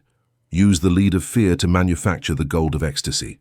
Many times you do the work but insert a virus at the end. You say, I feel rich, but the economy is bad. That but cancels all previous work. It is a short circuit. The Creator eliminates adversarial conjunctions. Your vibration must be pure. If you cannot believe it 100%, it is better not to think about it for a while, distraction, than to think about it with doubt. Purity of signal is more important than intensity. How do you know you have succeeded? By the silence. That moment when you stop desperately needing something is the signal that you have found it. If you keep frantically searching for manifestation techniques, it is because you still don't feel it is yours. The one who has does not seek. The final feeling is a kind of divine boredom. Yes, I already know I'm rich, it is normal. What's for dinner? When your great desire becomes so normal in your vibration that it no longer excites you, that is when it materializes, because it has stopped being a vibrational peak and has become your base state. And the universe always manifests your base state. Chapter 6. The Alchemy of Attention, where you put the eye, you put life. Look at yourself. You are exhausted. You wake up tired, live anxiously, and go to sleep drained. You think it's because of work, or age, or stress. False. You are exhausted because you are being bled dry. Every time you worry about distant news, you lose blood. Every time you argue mentally with someone, you lose blood. Every time you focus on your pain or your debt, you lose blood. That blood is not physical, it is creative power. The sixth law of the Creator is the law of attention. Attention is not a passive function of observation, it is an active function of nourishment. What you pay attention to, you are feeding with your own life. What you observe grows. What you ignore dies. You are the sun of your universe, and your rays give life to both the flowers and the weeds. You choose what to illuminate. Welcome to the alchemy of attention. You must understand that attention is the only real currency you have. Money comes and goes, time is an illusion, but your attention is your divine capital. With your attention, you buy reality. You have two options, invest or spend. Spending attention is giving away your focus to things you do not desire but which hypnotize you. Fear, gossip, scandal, complaint. When you do this, you are throwing your cosmic money into the trash. You are financing your own misery. Investing attention is deliberately directing your focus toward what you wish to see grow. Your health, your project, your peace. When you do this, the capital grows and returns interest, manifestation. The Creator is a miser with his attention. He doesn't give it to just anyone. If a thought of doubt comes, the Creator says, I don't have the budget for you, and he withdraws his gaze. If a new story of crisis comes, the Creator says, I don't finance catastrophes, and he changes the channel. Here is the trap where fighters fall. You believe that to eliminate a problem, an illness, an enemy, a debt, you must fight it. You must beat cancer. You must end poverty. Metaphysics tells you error. To fight something, you have to look at it. You have to focus on it. You have to interact with it. By fighting the monster, you are giving it your total attention. You are feeding it with your struggle energy. That is why what you resist persists. The struggle is a form of negative worship. You keep the enemy alive on your mental altar. The Creator does not fight. The Creator ignores. Ignoring is not burying your head in the sand, it is withdrawing life support. If you have a plant and you stop watering it, stop giving it attention, you don't have to fight it for it to die. It dries up on its own. The problems in your 3D reality have no life of their own. They are parasites living off your emotional attention. If you have the courage to withdraw your gaze from them, to take away their focus and place it on the solution, the problem suffocates and disappears. The light of a light bulb illuminates a room, but it lacks force. The light of a laser can cut steel. What is the difference? They are the same photons. The difference is that the laser is concentrated. Your current mind is a scattered light bulb. You think of 10 things at once. Your energy is diluted. That is why your manifestations are weak or slow. To cut the steel of reality and mold it to your liking, you need to become a laser. This is called unidirectional attention. It means the ability to sustain an image or an idea in your mind, excluding everything else. If you can sustain the sensation of, I am rich for 10 minutes without allowing doubt to enter, you have created a laser. That concentration burns poverty. To reclaim your potency, you need to seal the leaks in the hull. You live in a society designed to steal your attention. Social media, advertising, and the news are energy vampires. They are engineered by psychologists to hijack your focus and sell it. The creator imposes a negativity fast. It is not optional. It is survival. You cannot watch news of murders and expect to have mental peace. You cannot listen to sad love songs and expect to have a happy partner. You cannot associate with people who complain and expect to be prosperous. You must protect the gates of your eyes and ears. Be the guardian of your temple. If something does not contribute to your ideal vision, it does not enter. You will initially be called ignorant or disconnected. You will know the truth. You are disconnecting from the illusion to connect to the source. When you stop feeding the world's negativity with your attention, you reclaim a massive amount of free energy. That free energy is what you will use to build your empire. What you observe, you feed. Attention is not an innocent gaze. It is a blood transfusion. If you look at your problem, you give it your life. If you look at your solution, you give it your life. You know that struggle is futile because resistance creates persistence. You know that you must ignore the elephant in the room so that the elephant starves to death. But here is where theory clashes with biology. Your reptilian brain, the survival system, is evolutionarily designed to focus on the threat. Today there are no tigers, but there are debts, medical symptoms, and conflicts. And your brain, faithful to its primitive programming, hijacks your attention and fixes it on the problem. Obsession consumes you. The creator must hack this biological programming. You must learn to override the reptilian brain's alarm and redirect the periscope of your attention toward the vision of your desire, even when the ship is sinking. This requires military training of the consciousness. We enter the attention gymnasium. These are the protocols to regain control of your eyes, physical and mental, and become immune to the drama of distraction. Negative attention works by inertia, momentum. It starts with a small thought. My head hurts a little. If you don't stop it there, in 30 seconds you are Googling symptoms and your body is flooded with cortisol. You have created an unstoppable snowball. The sniper's secret is to kill the thought when it is small. You have a window of opportunity of about 5 to 10 seconds before the thought gains emotional strength. The stop technique. You must monitor your mind like a sentinel. The exact moment you detect your attention drifting toward fear, complaint, or a catastrophic scenario, you must perform a physical interruption. 1. Say aloud or shout mentally with authority, "Stop" or "Enough." 2. Make a physical gesture, a snap of the fingers, a sharp clap, or an abrupt change of posture. This shock interrupts the automatic neural circuit. It cuts the hemorrhage of attention. The immediate redirection. Once the thought is cut, there is a void. You must fill it immediately. Pivot the cannon of your attention 180 degrees. Direct it toward the power image. If the thought was about illness, cut and visualize yourself running healthy.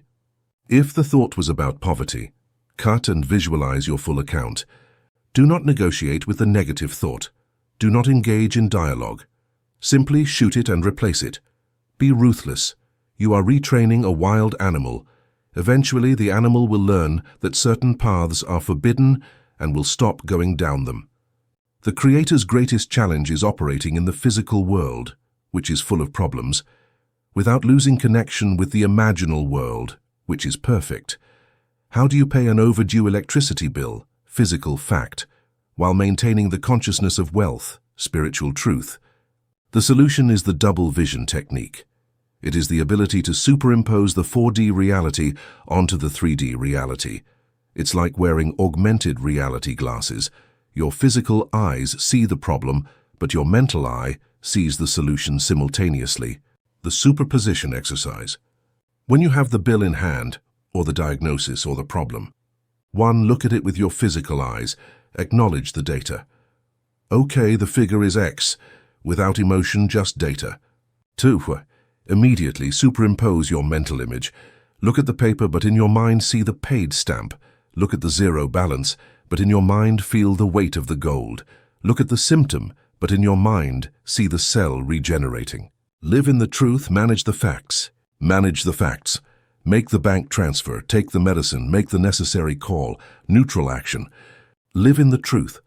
While taking the physical action, keep your emotional attention on the certainty that this is just a temporary procedure and that the true reality is perfection. The Creator is not a dreamer who denies that rain is wet. The Creator is one who walks in the rain knowing that the sun is shining above the clouds and focuses on the sun even while drying the water. This ability to divide attention is the supreme mastery. Your attention is limited. It is a fuel tank with a daily capacity. If you spend 80% of your tank on social media, news, gossip, and others' dramas, you have 20% left to create your life. With 20% energy, you can barely move stones. To manifest miracles, you need 100% of your potency. You must practice attention minimalism. Eliminate everything that is not essential to your purpose. News, eliminate it. That is fear pornography. Toxic people. Eliminate them or minimize them. They are attention vampires. Multitasking, eliminate it. It is the best way to pay attention to nothing. Reclaim your energy. Close the tabs in your mental browser. Become boring to the world so you can be fascinating to your soul. When you withdraw your attention from the periphery, the world, and concentrate it on the center, your I am, you generate a density of power such that your thoughts materialize almost instantly. Sometimes anxiety is so strong you cannot visualize. Your mind is too agitated to create positive scenes. In those moments, do not try to force imagination. Use a golden anchor. The anchor is something external that captures your attention and automatically elevates it effortlessly. That anchor is beauty. Beauty is God's signature on matter. It has an extremely high vibrational frequency. It is impossible to look at something truly beautiful and feel fear at the same time. When in crisis, seek beauty. Look closely at a flower. Watch the sunset. Listen to a sublime piece of music. Let beauty hijack your attention. By focusing on external harmony, your internal harmony is restored by resonance. Beauty pulls you out of the ego loop, fear, and connects you to the source, love, instantly. Use aesthetics as emergency medicine. What do you do when the problem is gigantic? Divorce, chronic illness, eviction threat. It's the elephant in the room. It's so big it blocks the view. Ignoring it seems impossible. Here the Creator uses compartmentalization. You can't ignore the elephant 24 hours a day, but you can put it in a cage. Assign an office hour for the problem. Tell yourself, I will dedicate attention to this problem from 10 round to 10:30 a.m. During that time, I will call lawyers, cry, worry, and do what I have to do. At 10:31, the problem ceases to exist. I close the folder. I do not give it 1 minute more attention until tomorrow at 10 South. When the thought comes outside of business hours, at 4 p.m., tell it, excuse me, the worry office is closed, come back tomorrow at 10. This is a rigid discipline, but it works. You are giving the ego its moment to tantrum, which reduces resistance, but you are protecting 95% of your day to live in the solution. You are managing the crisis, not living in it. The mistake you make is putting the problem in your foveal vision, in the center, and your desire in the peripheral vision. You live obsessed with illness, center, and dream occasionally of health, periphery. The Creator inverts the optics. Put your desire in the center of your foveal vision. Look at it sharply, in detail, in color, and relegate the problem to peripheral vision. Yes, you know the problem is there. You see it out of the corner of your eye, but you do not focus on it. You do not give it sharpness. You do not analyze its details. You let it be there, blurry, unimportant. What you do not focus on becomes unfocused, and what becomes unfocused loses reality. Finally, remember that attention is love. Paying attention is the greatest act of love. When you look at something, you say, I see you, I recognize you, you exist. That is why be very careful what you look at with hatred. Hatred is a very intense form of attention. Hating something is loving it in the negative. It is tying yourself to it. The Creator practices indifference toward evil and adoration toward good. Do not hate evil, withdraw your gaze from it. Let it dry up in the dark. And use your gaze to bless. Focus on the good. Focus on someone's smile. Focus on the coin you found. Focus on the health you do have. Exaggerate the good with your attention. Magnify it. Make the small good become giant through your focus. Where you put the I, you put God. Make sure you put God into things that deserve to be divine. Chapter 7. Time is an illusion, the eternal now and the death of waiting. The seventh law of the Creator is the law of timelessness. Time is not a distance you must travel to reach your desire. It is an illusion of the senses used to organize experience. For the Creator, tomorrow and yesterday do not exist. Everything that has happened and everything that will happen is occurring simultaneously in the eternal now. If you are waiting for your desire, you are pushing it away. The Creator does not wait. The Creator occupies. Welcome to the destruction of the clock. The creature lives in horizontal time. It believes the past is behind and carries it like a backpack, and that the future is ahead and chases it like a carrot. In this model, your desire is far away in the future. That is why you feel you have to run or wait to reach it. That distance is suffering. The Creator lives in vertical time. The now is not a bridge between the past and the future. It is a complete dimension in itself. If you stop and enter deeply into this second, where is time? You don't have to travel toward your desire in time. You just have to tune into it in the now. The future is not a place you go to. It is a frequency you bring here. Most people live their lives in a waiting room. I'll be happy when I get married. I'll feel safe when I have the money. I'll rest when I retire. You are postponing your life. You are saying, the now is incomplete, the now is insufficient. But tomorrow never comes. The Creator knows that waiting is a state of consciousness. If you are waiting, you are vibrating in absence. The universe will give you more waiting. To manifest, you must exit the waiting room and enter the possession room. Why are you impatient? Because you doubt. Impatience is the mask of disbelief. If you buy something on Amazon and receive the "your order has been shipped" email, do you pace anxiously wondering where it is? No. You relax. You know it is a logistical fact. Tranquility is the proof of faith. The Creator rests in logistical certainty. I have placed my order in the imagination. I have paid the price with my attention. The delivery is guaranteed. I do not have to push the delivery truck with my mind. It will arrive at the perfect moment. How do you eliminate psychological time? By making the future feel like memory. When you remember something that happened yesterday, it feels solid, real, done. The master's trick is to remember the future. You don't imagine, "I will get the job." Future. You imagine, "It is so great that I got the job last week." Past. Feel the texture of "it is done." The "it is done" has no urgency. It has the calmness of what is already archived in reality. When you treat your desire as an accomplished fact, time collapses. The subconscious stops looking for it and starts materializing it, because to it, it has already happened.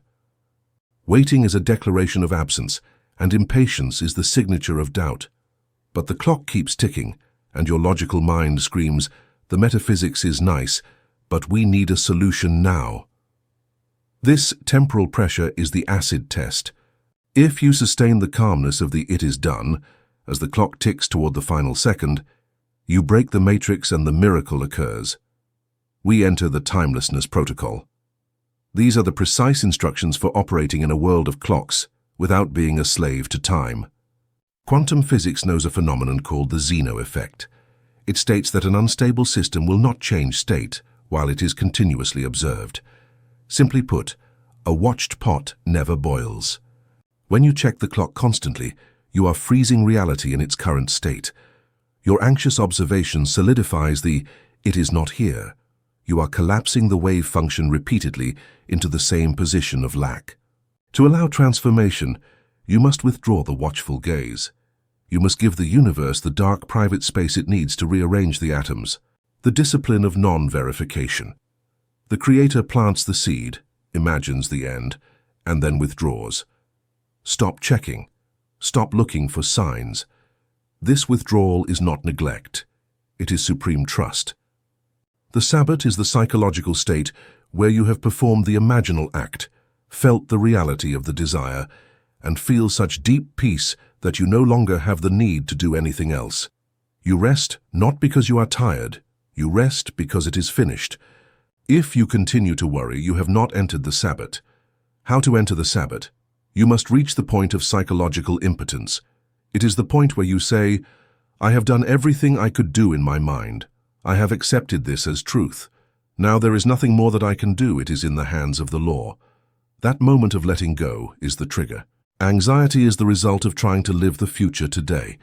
You are carrying 100 days at once. No back can bear that. The Creator uses the vertical cut. He cuts time. Live in watertight day compartments. Do I have a problem in this precise second while I breathe? Usually the answer is no. The just for this breath exercise. When temporal anxiety attacks, reduce your time horizon. Reduce your focus to the next 10 minutes. Tell yourself, I have the capacity and resources to handle these next 10 minutes with dignity and peace. I will only deal with this. By living in the micro-present, anxiety, which needs the future to survive, starves. And curiously, by being fully present, your effectiveness soars. In the military, they say, slow is smooth and smooth is fast. Haste is a signal of fear. The universe responds by contracting time and giving you more delays. The Creator, facing an imminent deadline, does the counterintuitive. He slows down.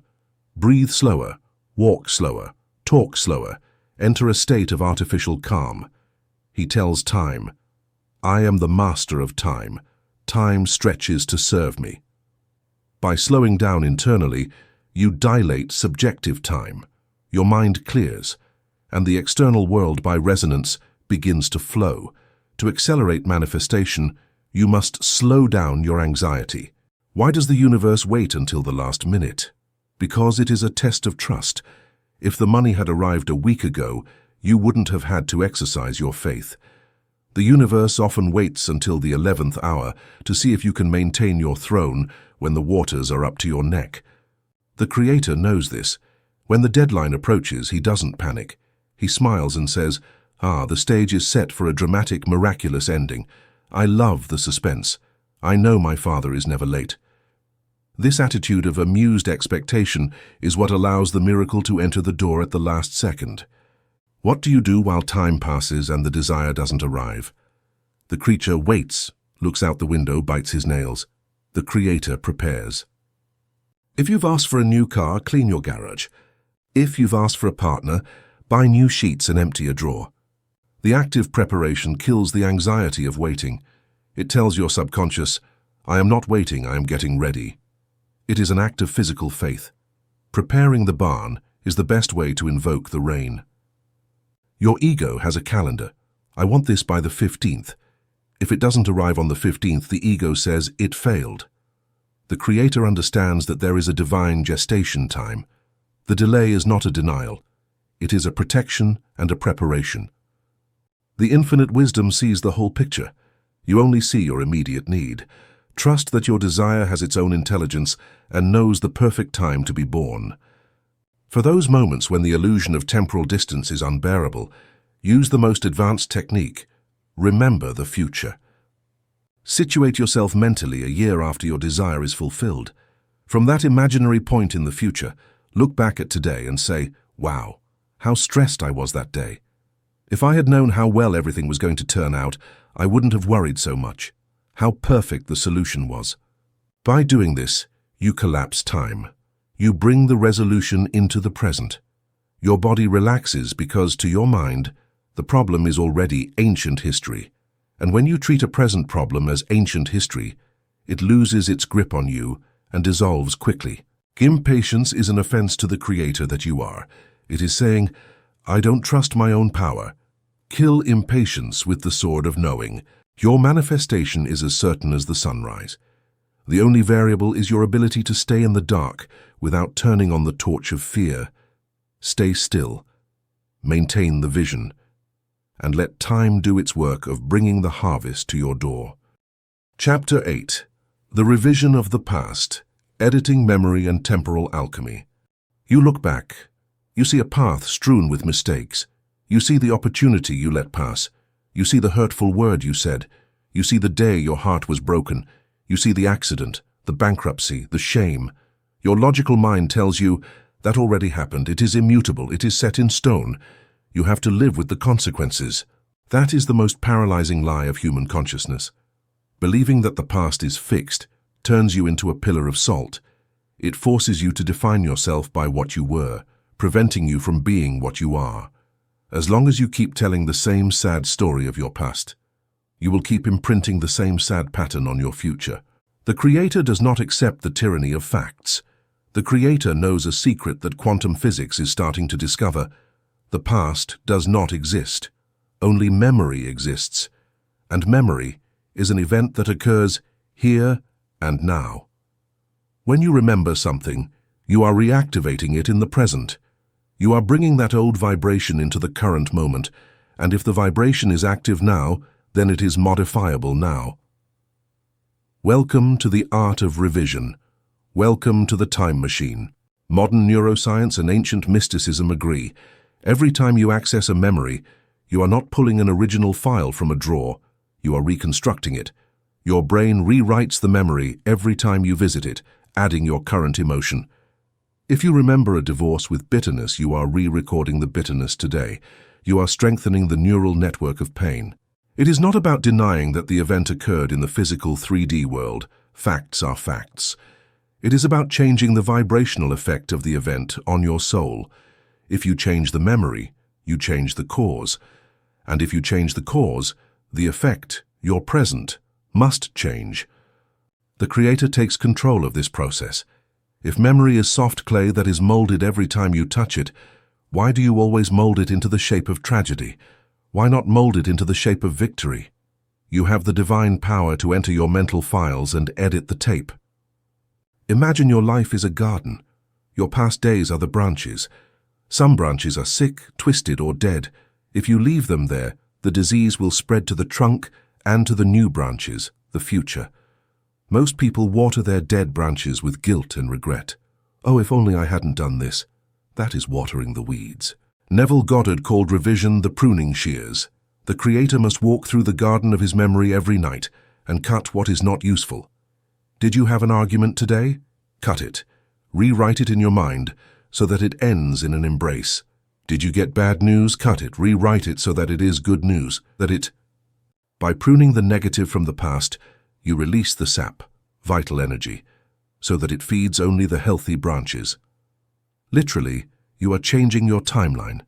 You are jumping from a line where you had a traumatic past to a line where you had a past that strengthened you or that never occurred vibrationally.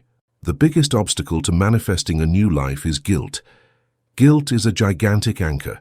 It tells you, you do not deserve to be happy because you failed. You do not deserve money because you wasted it. You do not deserve love because you hurt others. As long as you feel guilty, you will self-sabotage. It is law. The subconscious always punishes the guilty. Revision is the sacrament of radical self-forgiveness. You do not need God to forgive you. God never judged you. You need to forgive yourself by changing the perception of the act. By revising a past mistake and imagining that you did the right thing, you give your subconscious the record of having done well. The subconscious does not distinguish between the physical fact and the intense imagined revision. If you revise the past with sufficient intensity, guilt dissolves because, vibrationally, the error has ceased to exist. You become innocent again. And by being innocent, you are worthy of receiving the kingdom. This is not just a psychological trick to feel better. Revision alters the present physical reality. It is pure magic. Suppose you went to a job interview and it went poorly. The creature says, "I blew it. They won't call me." Negative prophecy. The Creator sits down, closes his eyes and revises. He rewinds the scene. He enters the office mentally again. This time he sees himself confident. He hears him say, "Excellent, you are hired." He feels the handshake. He repeats it until he feels the relief that it was a success. What happens then? Internal change. Your anxiety disappears. You stop vibrating in failure. External change. In some inexplicable way, the interviewer, who is you pushed out, receives that wave. Maybe he forgets your mistakes. Maybe he decides to give you another chance, or maybe you get called for a better job. By changing the past, the interview, you change the future, the call.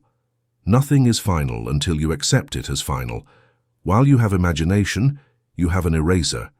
You can erase today's ending and write a new one. Never go to sleep having accepted a defeat as a final fact. Convert it into victory in your mind before the day ends. The theory is liberating, but the practice is surgical. How do you rewrite a trauma that has defined your identity for 30 years? How do you revise an argument that just occurred and that has left you trembling with anger?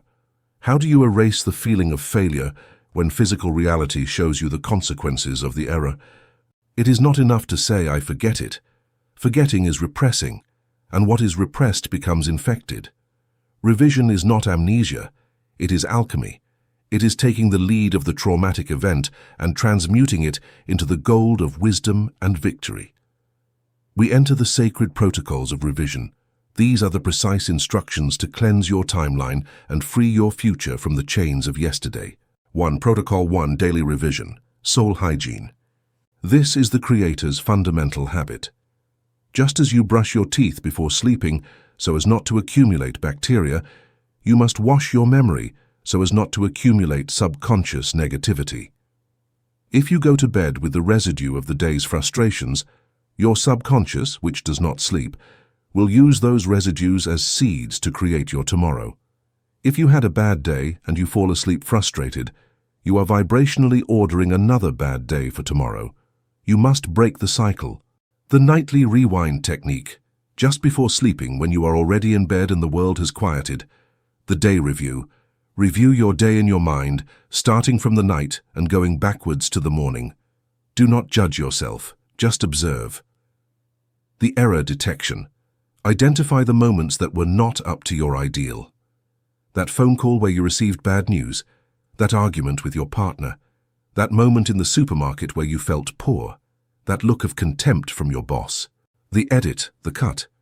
This is where the magic happens. Stop the mental movie at the negative event and say with authority, "This did not happen that way." The rewrite. Now, imagine the scene exactly as you would have liked it to happen. Instead of the bad news, listen to a voice on the phone giving you excellent news. Listen to it clearly. Feel your reaction of joy. Instead of the argument, imagine that your partner smiled at you and agreed with you, or that you reached a loving agreement. Feel the embrace. Instead of the scarcity, imagine that you paid easily and felt abundant. The reality loop. Repeat this new scene short in your mind, one and over again. Do it until the new version feels more natural than the old version, until the emotional tension of the real event disappears and is replaced by the relief of the imagined version. By doing this, you are sanctimoniously tricking your subconscious. The subconscious will archive the revised version as the real fact. You will sleep with the vibration of success and harmony, and the next day you will wake up in an adjusted timeline.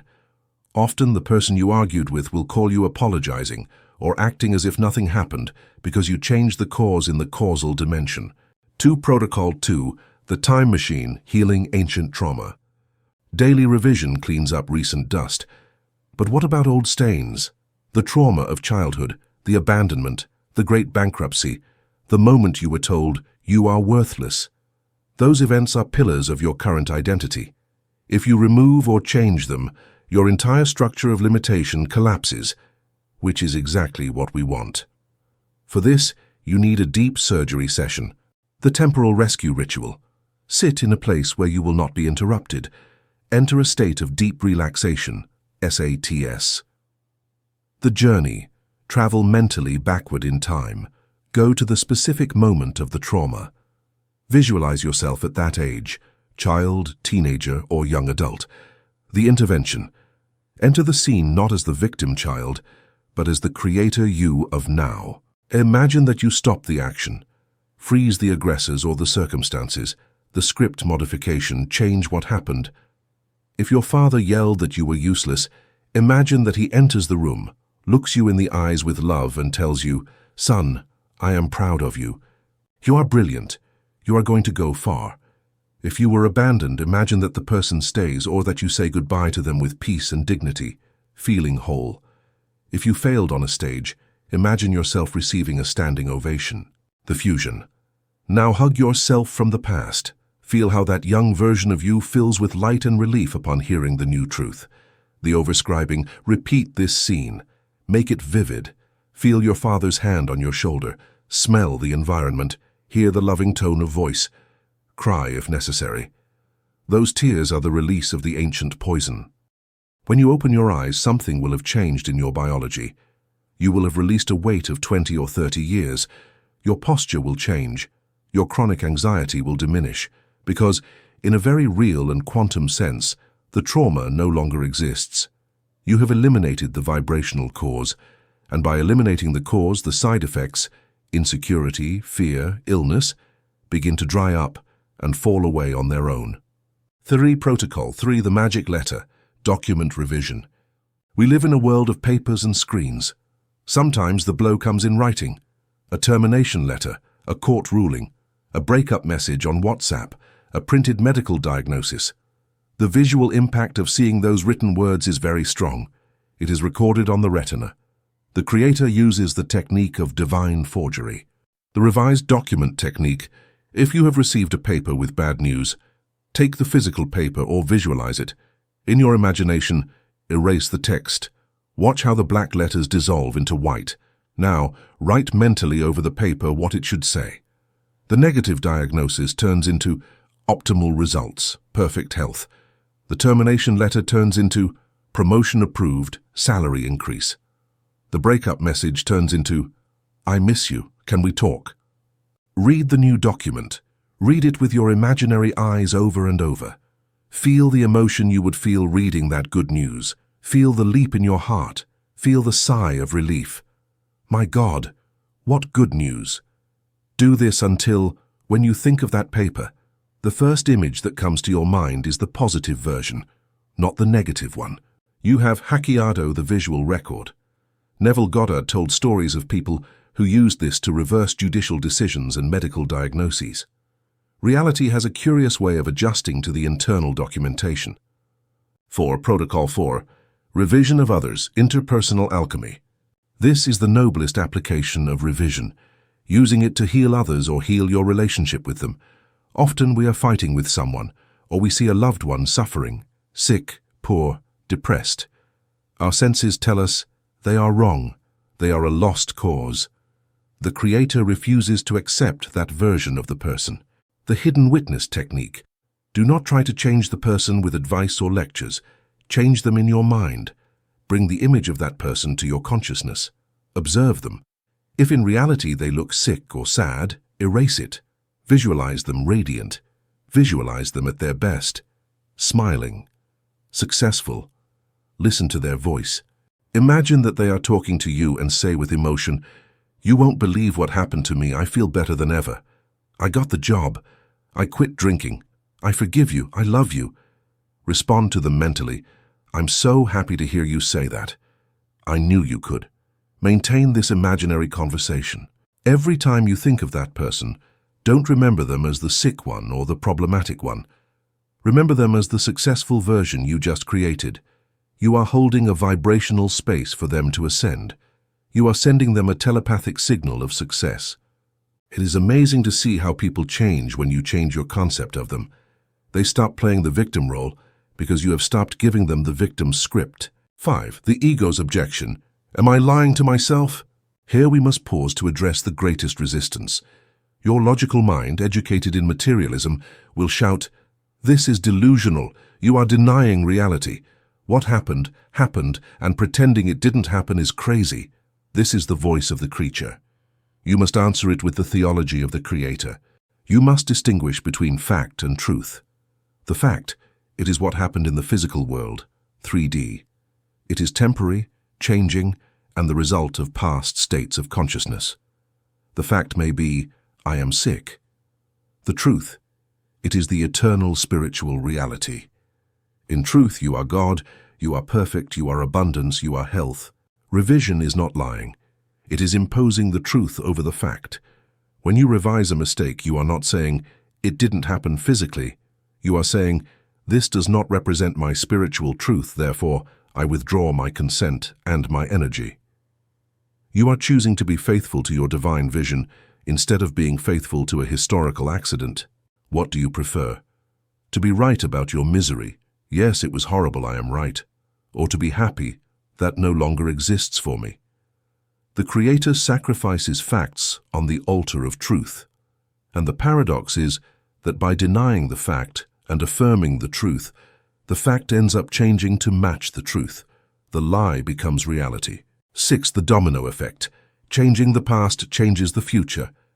Understand the physics of this. Your life is a trajectory. If you throw a ball, its landing spot depends on the launch angle. Your present is the landing spot. Your past was the launch. If you don't like where you landed today, you have to change the launch, the past. By revising, you change the vibrational launch angle. If you revise your childhood and go from abused child to loved child, your trajectory changes instantly. You stop being an adult seeking approval, trajectory A, and you become a secure adult, trajectory B. Your future changes automatically. The people who are going to treat you badly no longer find you because you vibrate at a frequency they cannot touch.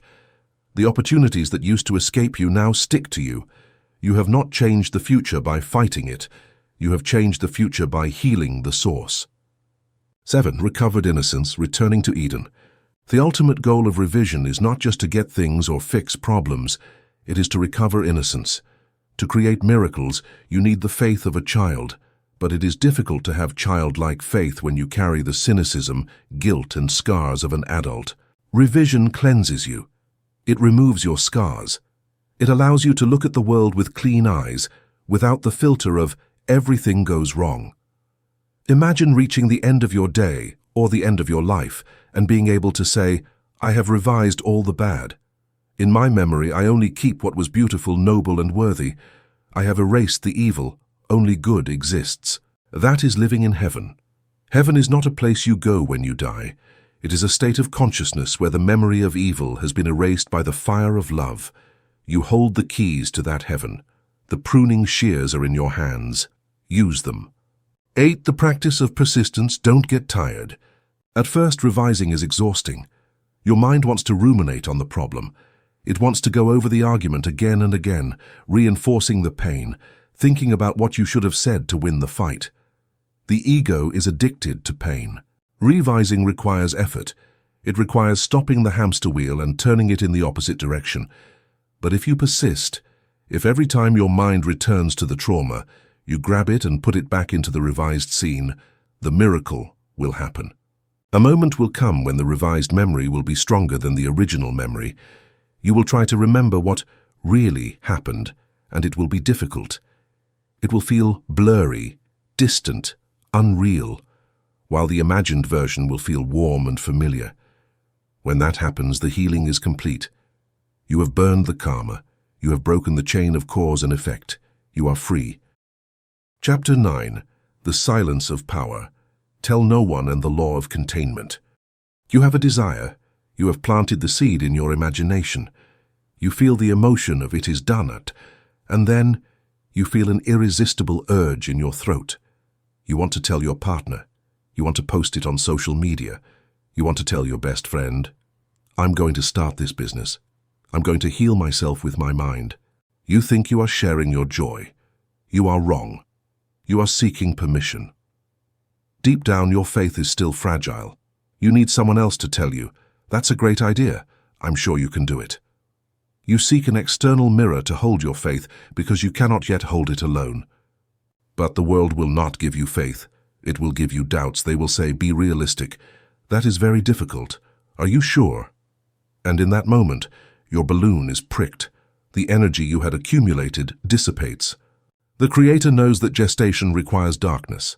The seed dies if you expose it to the sun too early. The fetus needs the secrecy of the womb. Talking about your manifestation before it happens is a spiritual abortion. Welcome to the discipline of hermetic silence. Understand this as a mechanical law, not a moral one. Manifestation works by psychic pressure. When you intensely desire something and imagine it, you generate energy. That energy seeks an outlet. It has two ways to exit: through the mouth, talking, bragging, or through the fact, materializing. If you talk, you open the safety valve. The steam escapes. You feel relieved of the tension of holding the desire, but there is no longer enough pressure to push physical reality. The creator keeps the valve closed. He swallows the secret. That accumulated energy, finding no verbal escape, is forced by physical law to condense into matter. Silence is the compressor of the miracle. The Master of Galilee left a technical instruction. Do not give what is holy to the dogs, nor cast your pearls before swine, lest they trample them under their feet and turn and tear you in pieces. This is not an insult to people. It is a description of states of consciousness. The swine are minds that do not understand the vision, the logical, cynical, or fearful minds. Your pearls are your nascent desires, your fragile dreams. If you tell your vision of becoming a millionaire to a friend who vibrates in scarcity, a vibrational swine, he will trample the pearl with his logic. The economy is bad, don't risk it. And worst of all, they will turn and tear you in pieces. Their doubts will stick in you. You will feel stupid for dreaming. They will have torn your faith to pieces. Why do you want to tell? Because the ego feels lonely on the throne. The ego says, if no one knows I'm the king, am I really the king?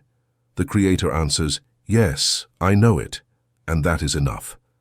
Learning to keep silent is learning to self-validate. It is reaching the point of spiritual maturity, where your own inner conviction is more real to you than the opinion of 7 billion people. If you need to convince others, it is because you have not convinced yourself. The one who knows does not debate. The one who knows is silent and waits. You know that talking about your plans prematurely is releasing the steam that should move the machinery of reality. You have understood that seeking external validation is the confession of your own internal doubt. But now you face the real world. You live surrounded by people who are accustomed to your old self. When you suddenly become silent, the world becomes uncomfortable and starts to pry. These questions are traps.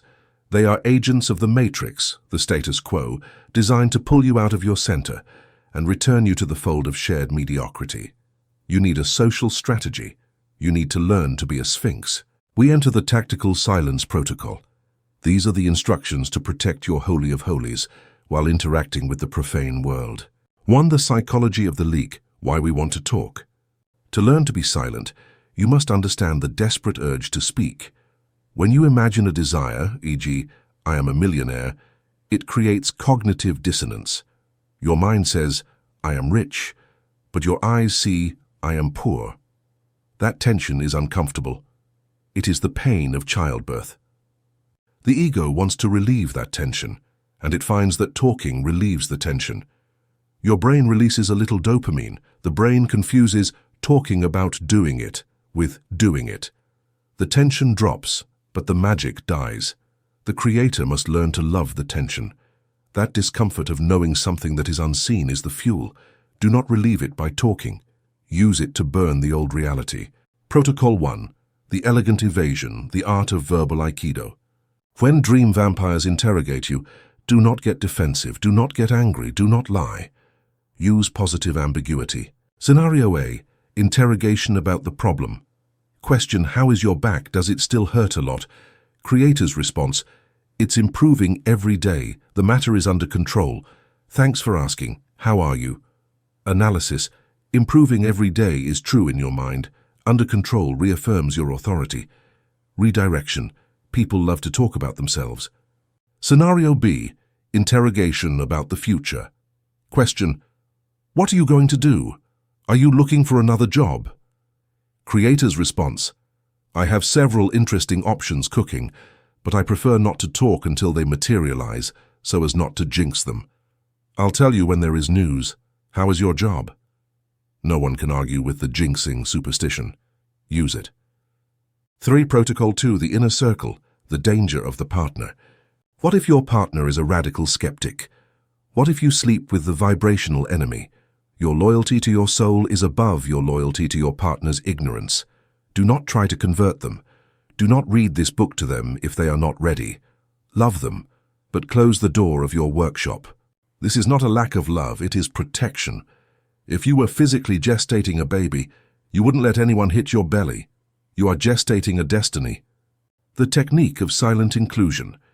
Instead of fighting them, include them in your imagination. If your partner complains about money, don't argue. In your workshop, visualize your partner telling you, "It's incredible. We have money to spare. We are so calm." Manifest for them. Be the anonymous magician of your family. 4. Protocol 3. The energy of mystery, charisma. Silence has a wonderful side effect. It creates charisma. Look at the most magnetic people in history. They speak little. They have an aura of mystery. People are attracted to what they cannot fully decipher. When you silence your desires and contain that energy, you become dense. You become gravitational. Your eyes shine differently because you are pregnant with a future. Use silence to increase your authority. The king does not explain his decrees to the peasants. The king decrees and withdraws to his chambers. Act with that reserved majesty. A classic trap of spiritual awakening is the desire to teach. As soon as you discover you are the creator, you want to save all your depressed friends. Stop! No one hates an unsolicited prophet more than one who loves their chains. If you try to teach before having demonstrated massive results, you will be ridiculed. You lack moral authority. The Creator follows the rule. Preach the gospel at all times, and if necessary, use words. Your life is the sermon. Your radiant health is the theology. When they see you transformed, they will come to you. Then, and only then, can you speak. When manifestation begins to sprout, how do you communicate it? Do not run out shouting, "And I did it. I visualized it and it worked." Use gradual revelation. Let the facts speak for themselves. "Hey, you look great." Itaro. "Yes, I feel fantastic." "Hey, you changed your car." Itaro. "Yes, things worked out." Maintain a touch of ambiguity. Attribute your success to luck or circumstances if necessary to protect your peace. Be like Superman. Be Clark Kent in the office, but fly when no one is looking. There is a way to break silence internally. It is post-op analysis. You do your imagination session, you feel the relief, and then you start analyzing, did I do it right? Did I feel enough? Is this all true? That internal dialogue is noise.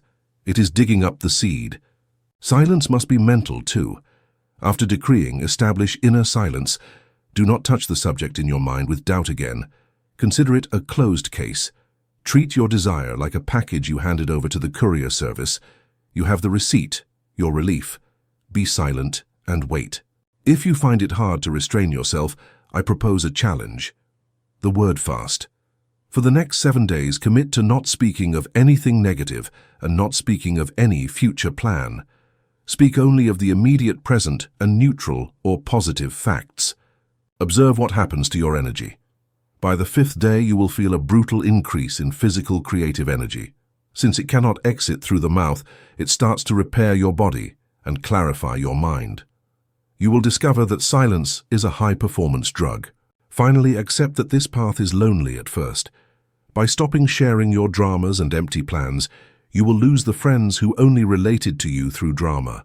Let them go. You are making space. The solitude of the Creator is not sad. It is sacred. In that solitude, you will hear the voice of your true identity stronger than ever. And soon that solitude will be filled with new people, people who vibrate at your new frequency of power. But to reach the promised land, you must cross the desert. Cross the desert with your mouth closed and your head held high. Chapter 10. Active Surrender. Letting the Father do the work and the bridge of incidents. The 10th and final law of the Creator is the law of surrender. Creation is already finished in the mind. Physical manifestation does not require your effort. It requires your consent. You are the architect, the one who decides the what. But infinite wisdom is the engineer, the one who decides the how. If you try to do the engineer's job, you spoil the work. Your only physical task is to walk across the bridge of incidents that the universe extends beneath your feet. Welcome to the rest of action. We must clarify the technical theology.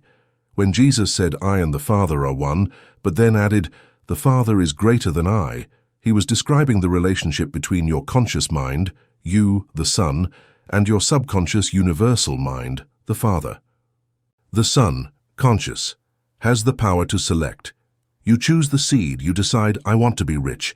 You visualize the scene. The Father, subconscious, has the power to execute. He knows how to move the 8 billion people on the planet, how to align coincidences, how to influence markets, how to regenerate cells. He has a 360-degree vision. You only see what is in front of your nose. The fatal mistake is when the son tries to do the father's job. Your plans are small, they are limited by your logic. The father has ways that you do not know. Active surrender is the act of saying, "Father, I have selected the destination. I hand you the wheel, take me there." Surrendering does not mean becoming passive or lazy. It does not mean lying on the couch waiting for a sack of money to knock on the door. Surrender is an internal posture, not external. Internally, you are surrendered. You have no anxiety, no doubts, you know it is done. Externally, you are available. You move, you do things. But you do them from inspiration, not from desperation. Desperate action, forcing. You send 100 resumes with fear. You call your ex 20 times. It feels heavy. It is rowing against the current. Inspired action, flowing. Suddenly you feel the impulse to go to a specific coffee shop. You go, and there you meet someone key. It feels light. It is raising the sail. The creator only acts when he feels the wind of intuition at his back. If there is no wind, he does not row. He waits. He sharpens the axe. But he does not force. Once you have surrendered the desire to the Father, he will build a bridge of incidents. It is a series of events that will take you from where you are to where you want to go. Warning, the bridge does not always look good at first. You imagined a successful business. The next day you are fired from your current job. The creature shouts, "It failed! Everything is going wrong!" The Creator knows, no, this is the bridge. The Father is pulling me out of the comfort zone to compel me to start the business. This, which looks like a tragedy, is the first step of the miracle.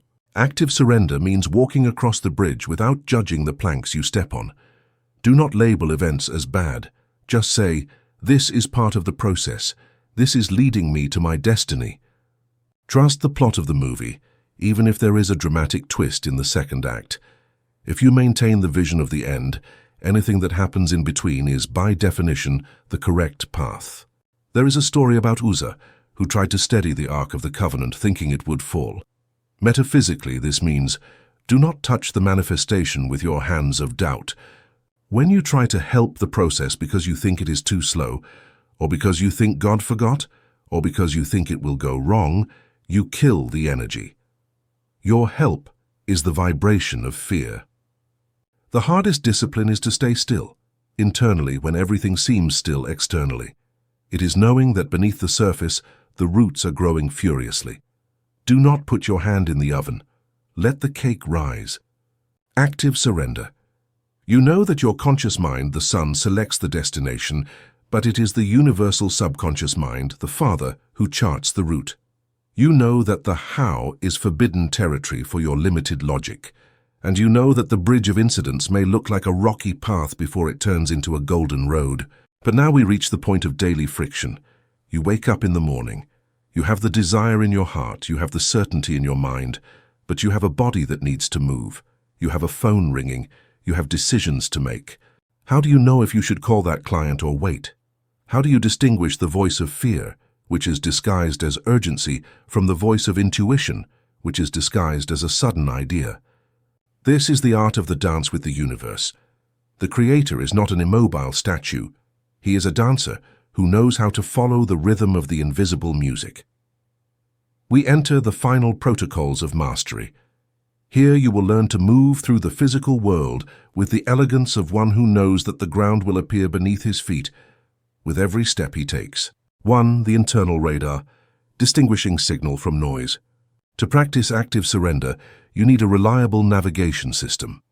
That system is installed in your solar plexus and your heart. Your body is a biological antenna that captures signals from the future before your brain. You must learn to differentiate two types of impulse for action.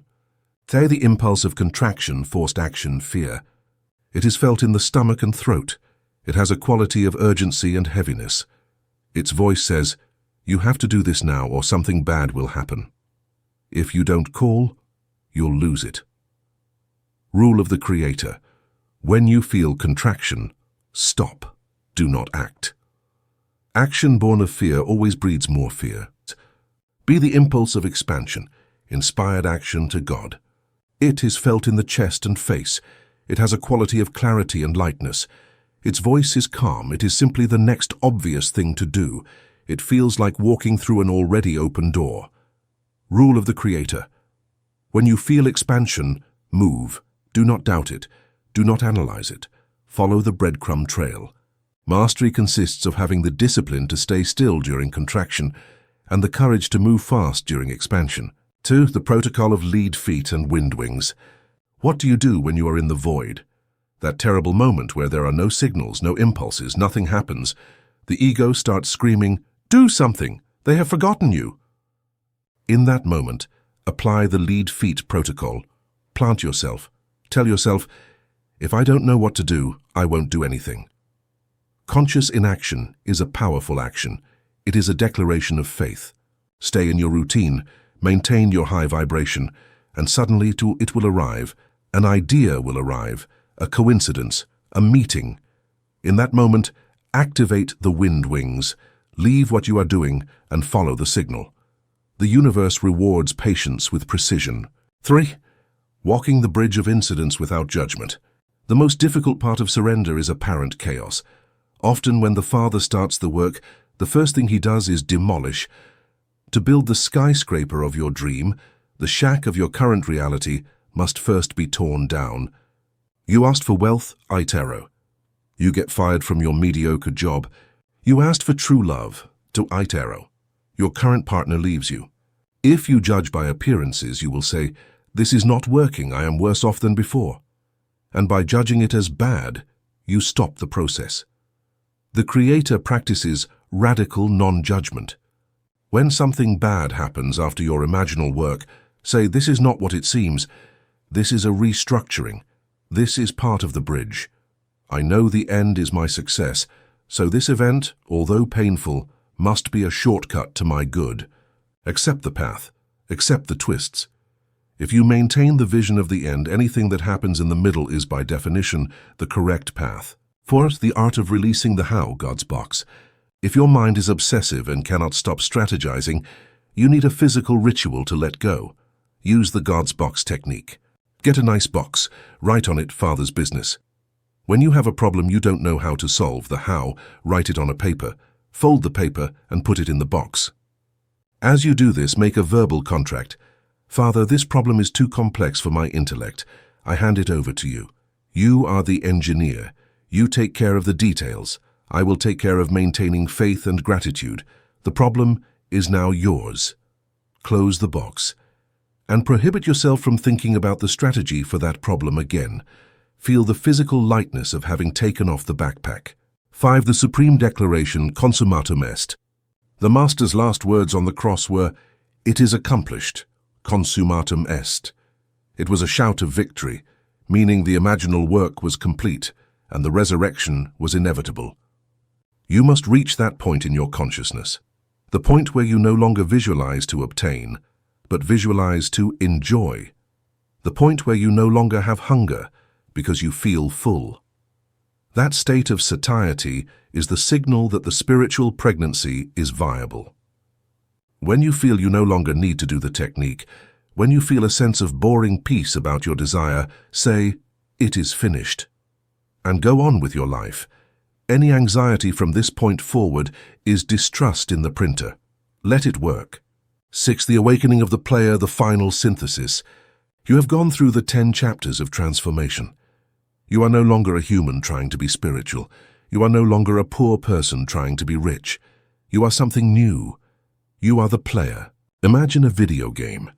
The player holding the controller is sitting on the couch, safe, calm, enjoying the game. You suffered every hit because you believed you were the character on the screen. Now you know you are the player. The player knows the game is an illusion of pixels. The player knows he can pause the game, enter silence. The player knows he can use cheat codes, imagination, and revision. This is supreme freedom. You can play it being rich, play it being loved, play it being healthy, and because it is a divine game, what you play with conviction becomes your solid reality. 7. The final call, arise and walk. The book ends here, but your life begins now. Do not use this knowledge to become a solitary monk. Use it to become a prolific creator. The world out there is full of unnecessary suffering. It is full of people who believe they are victims. They need your light. They need to see someone who has arisen from the dream.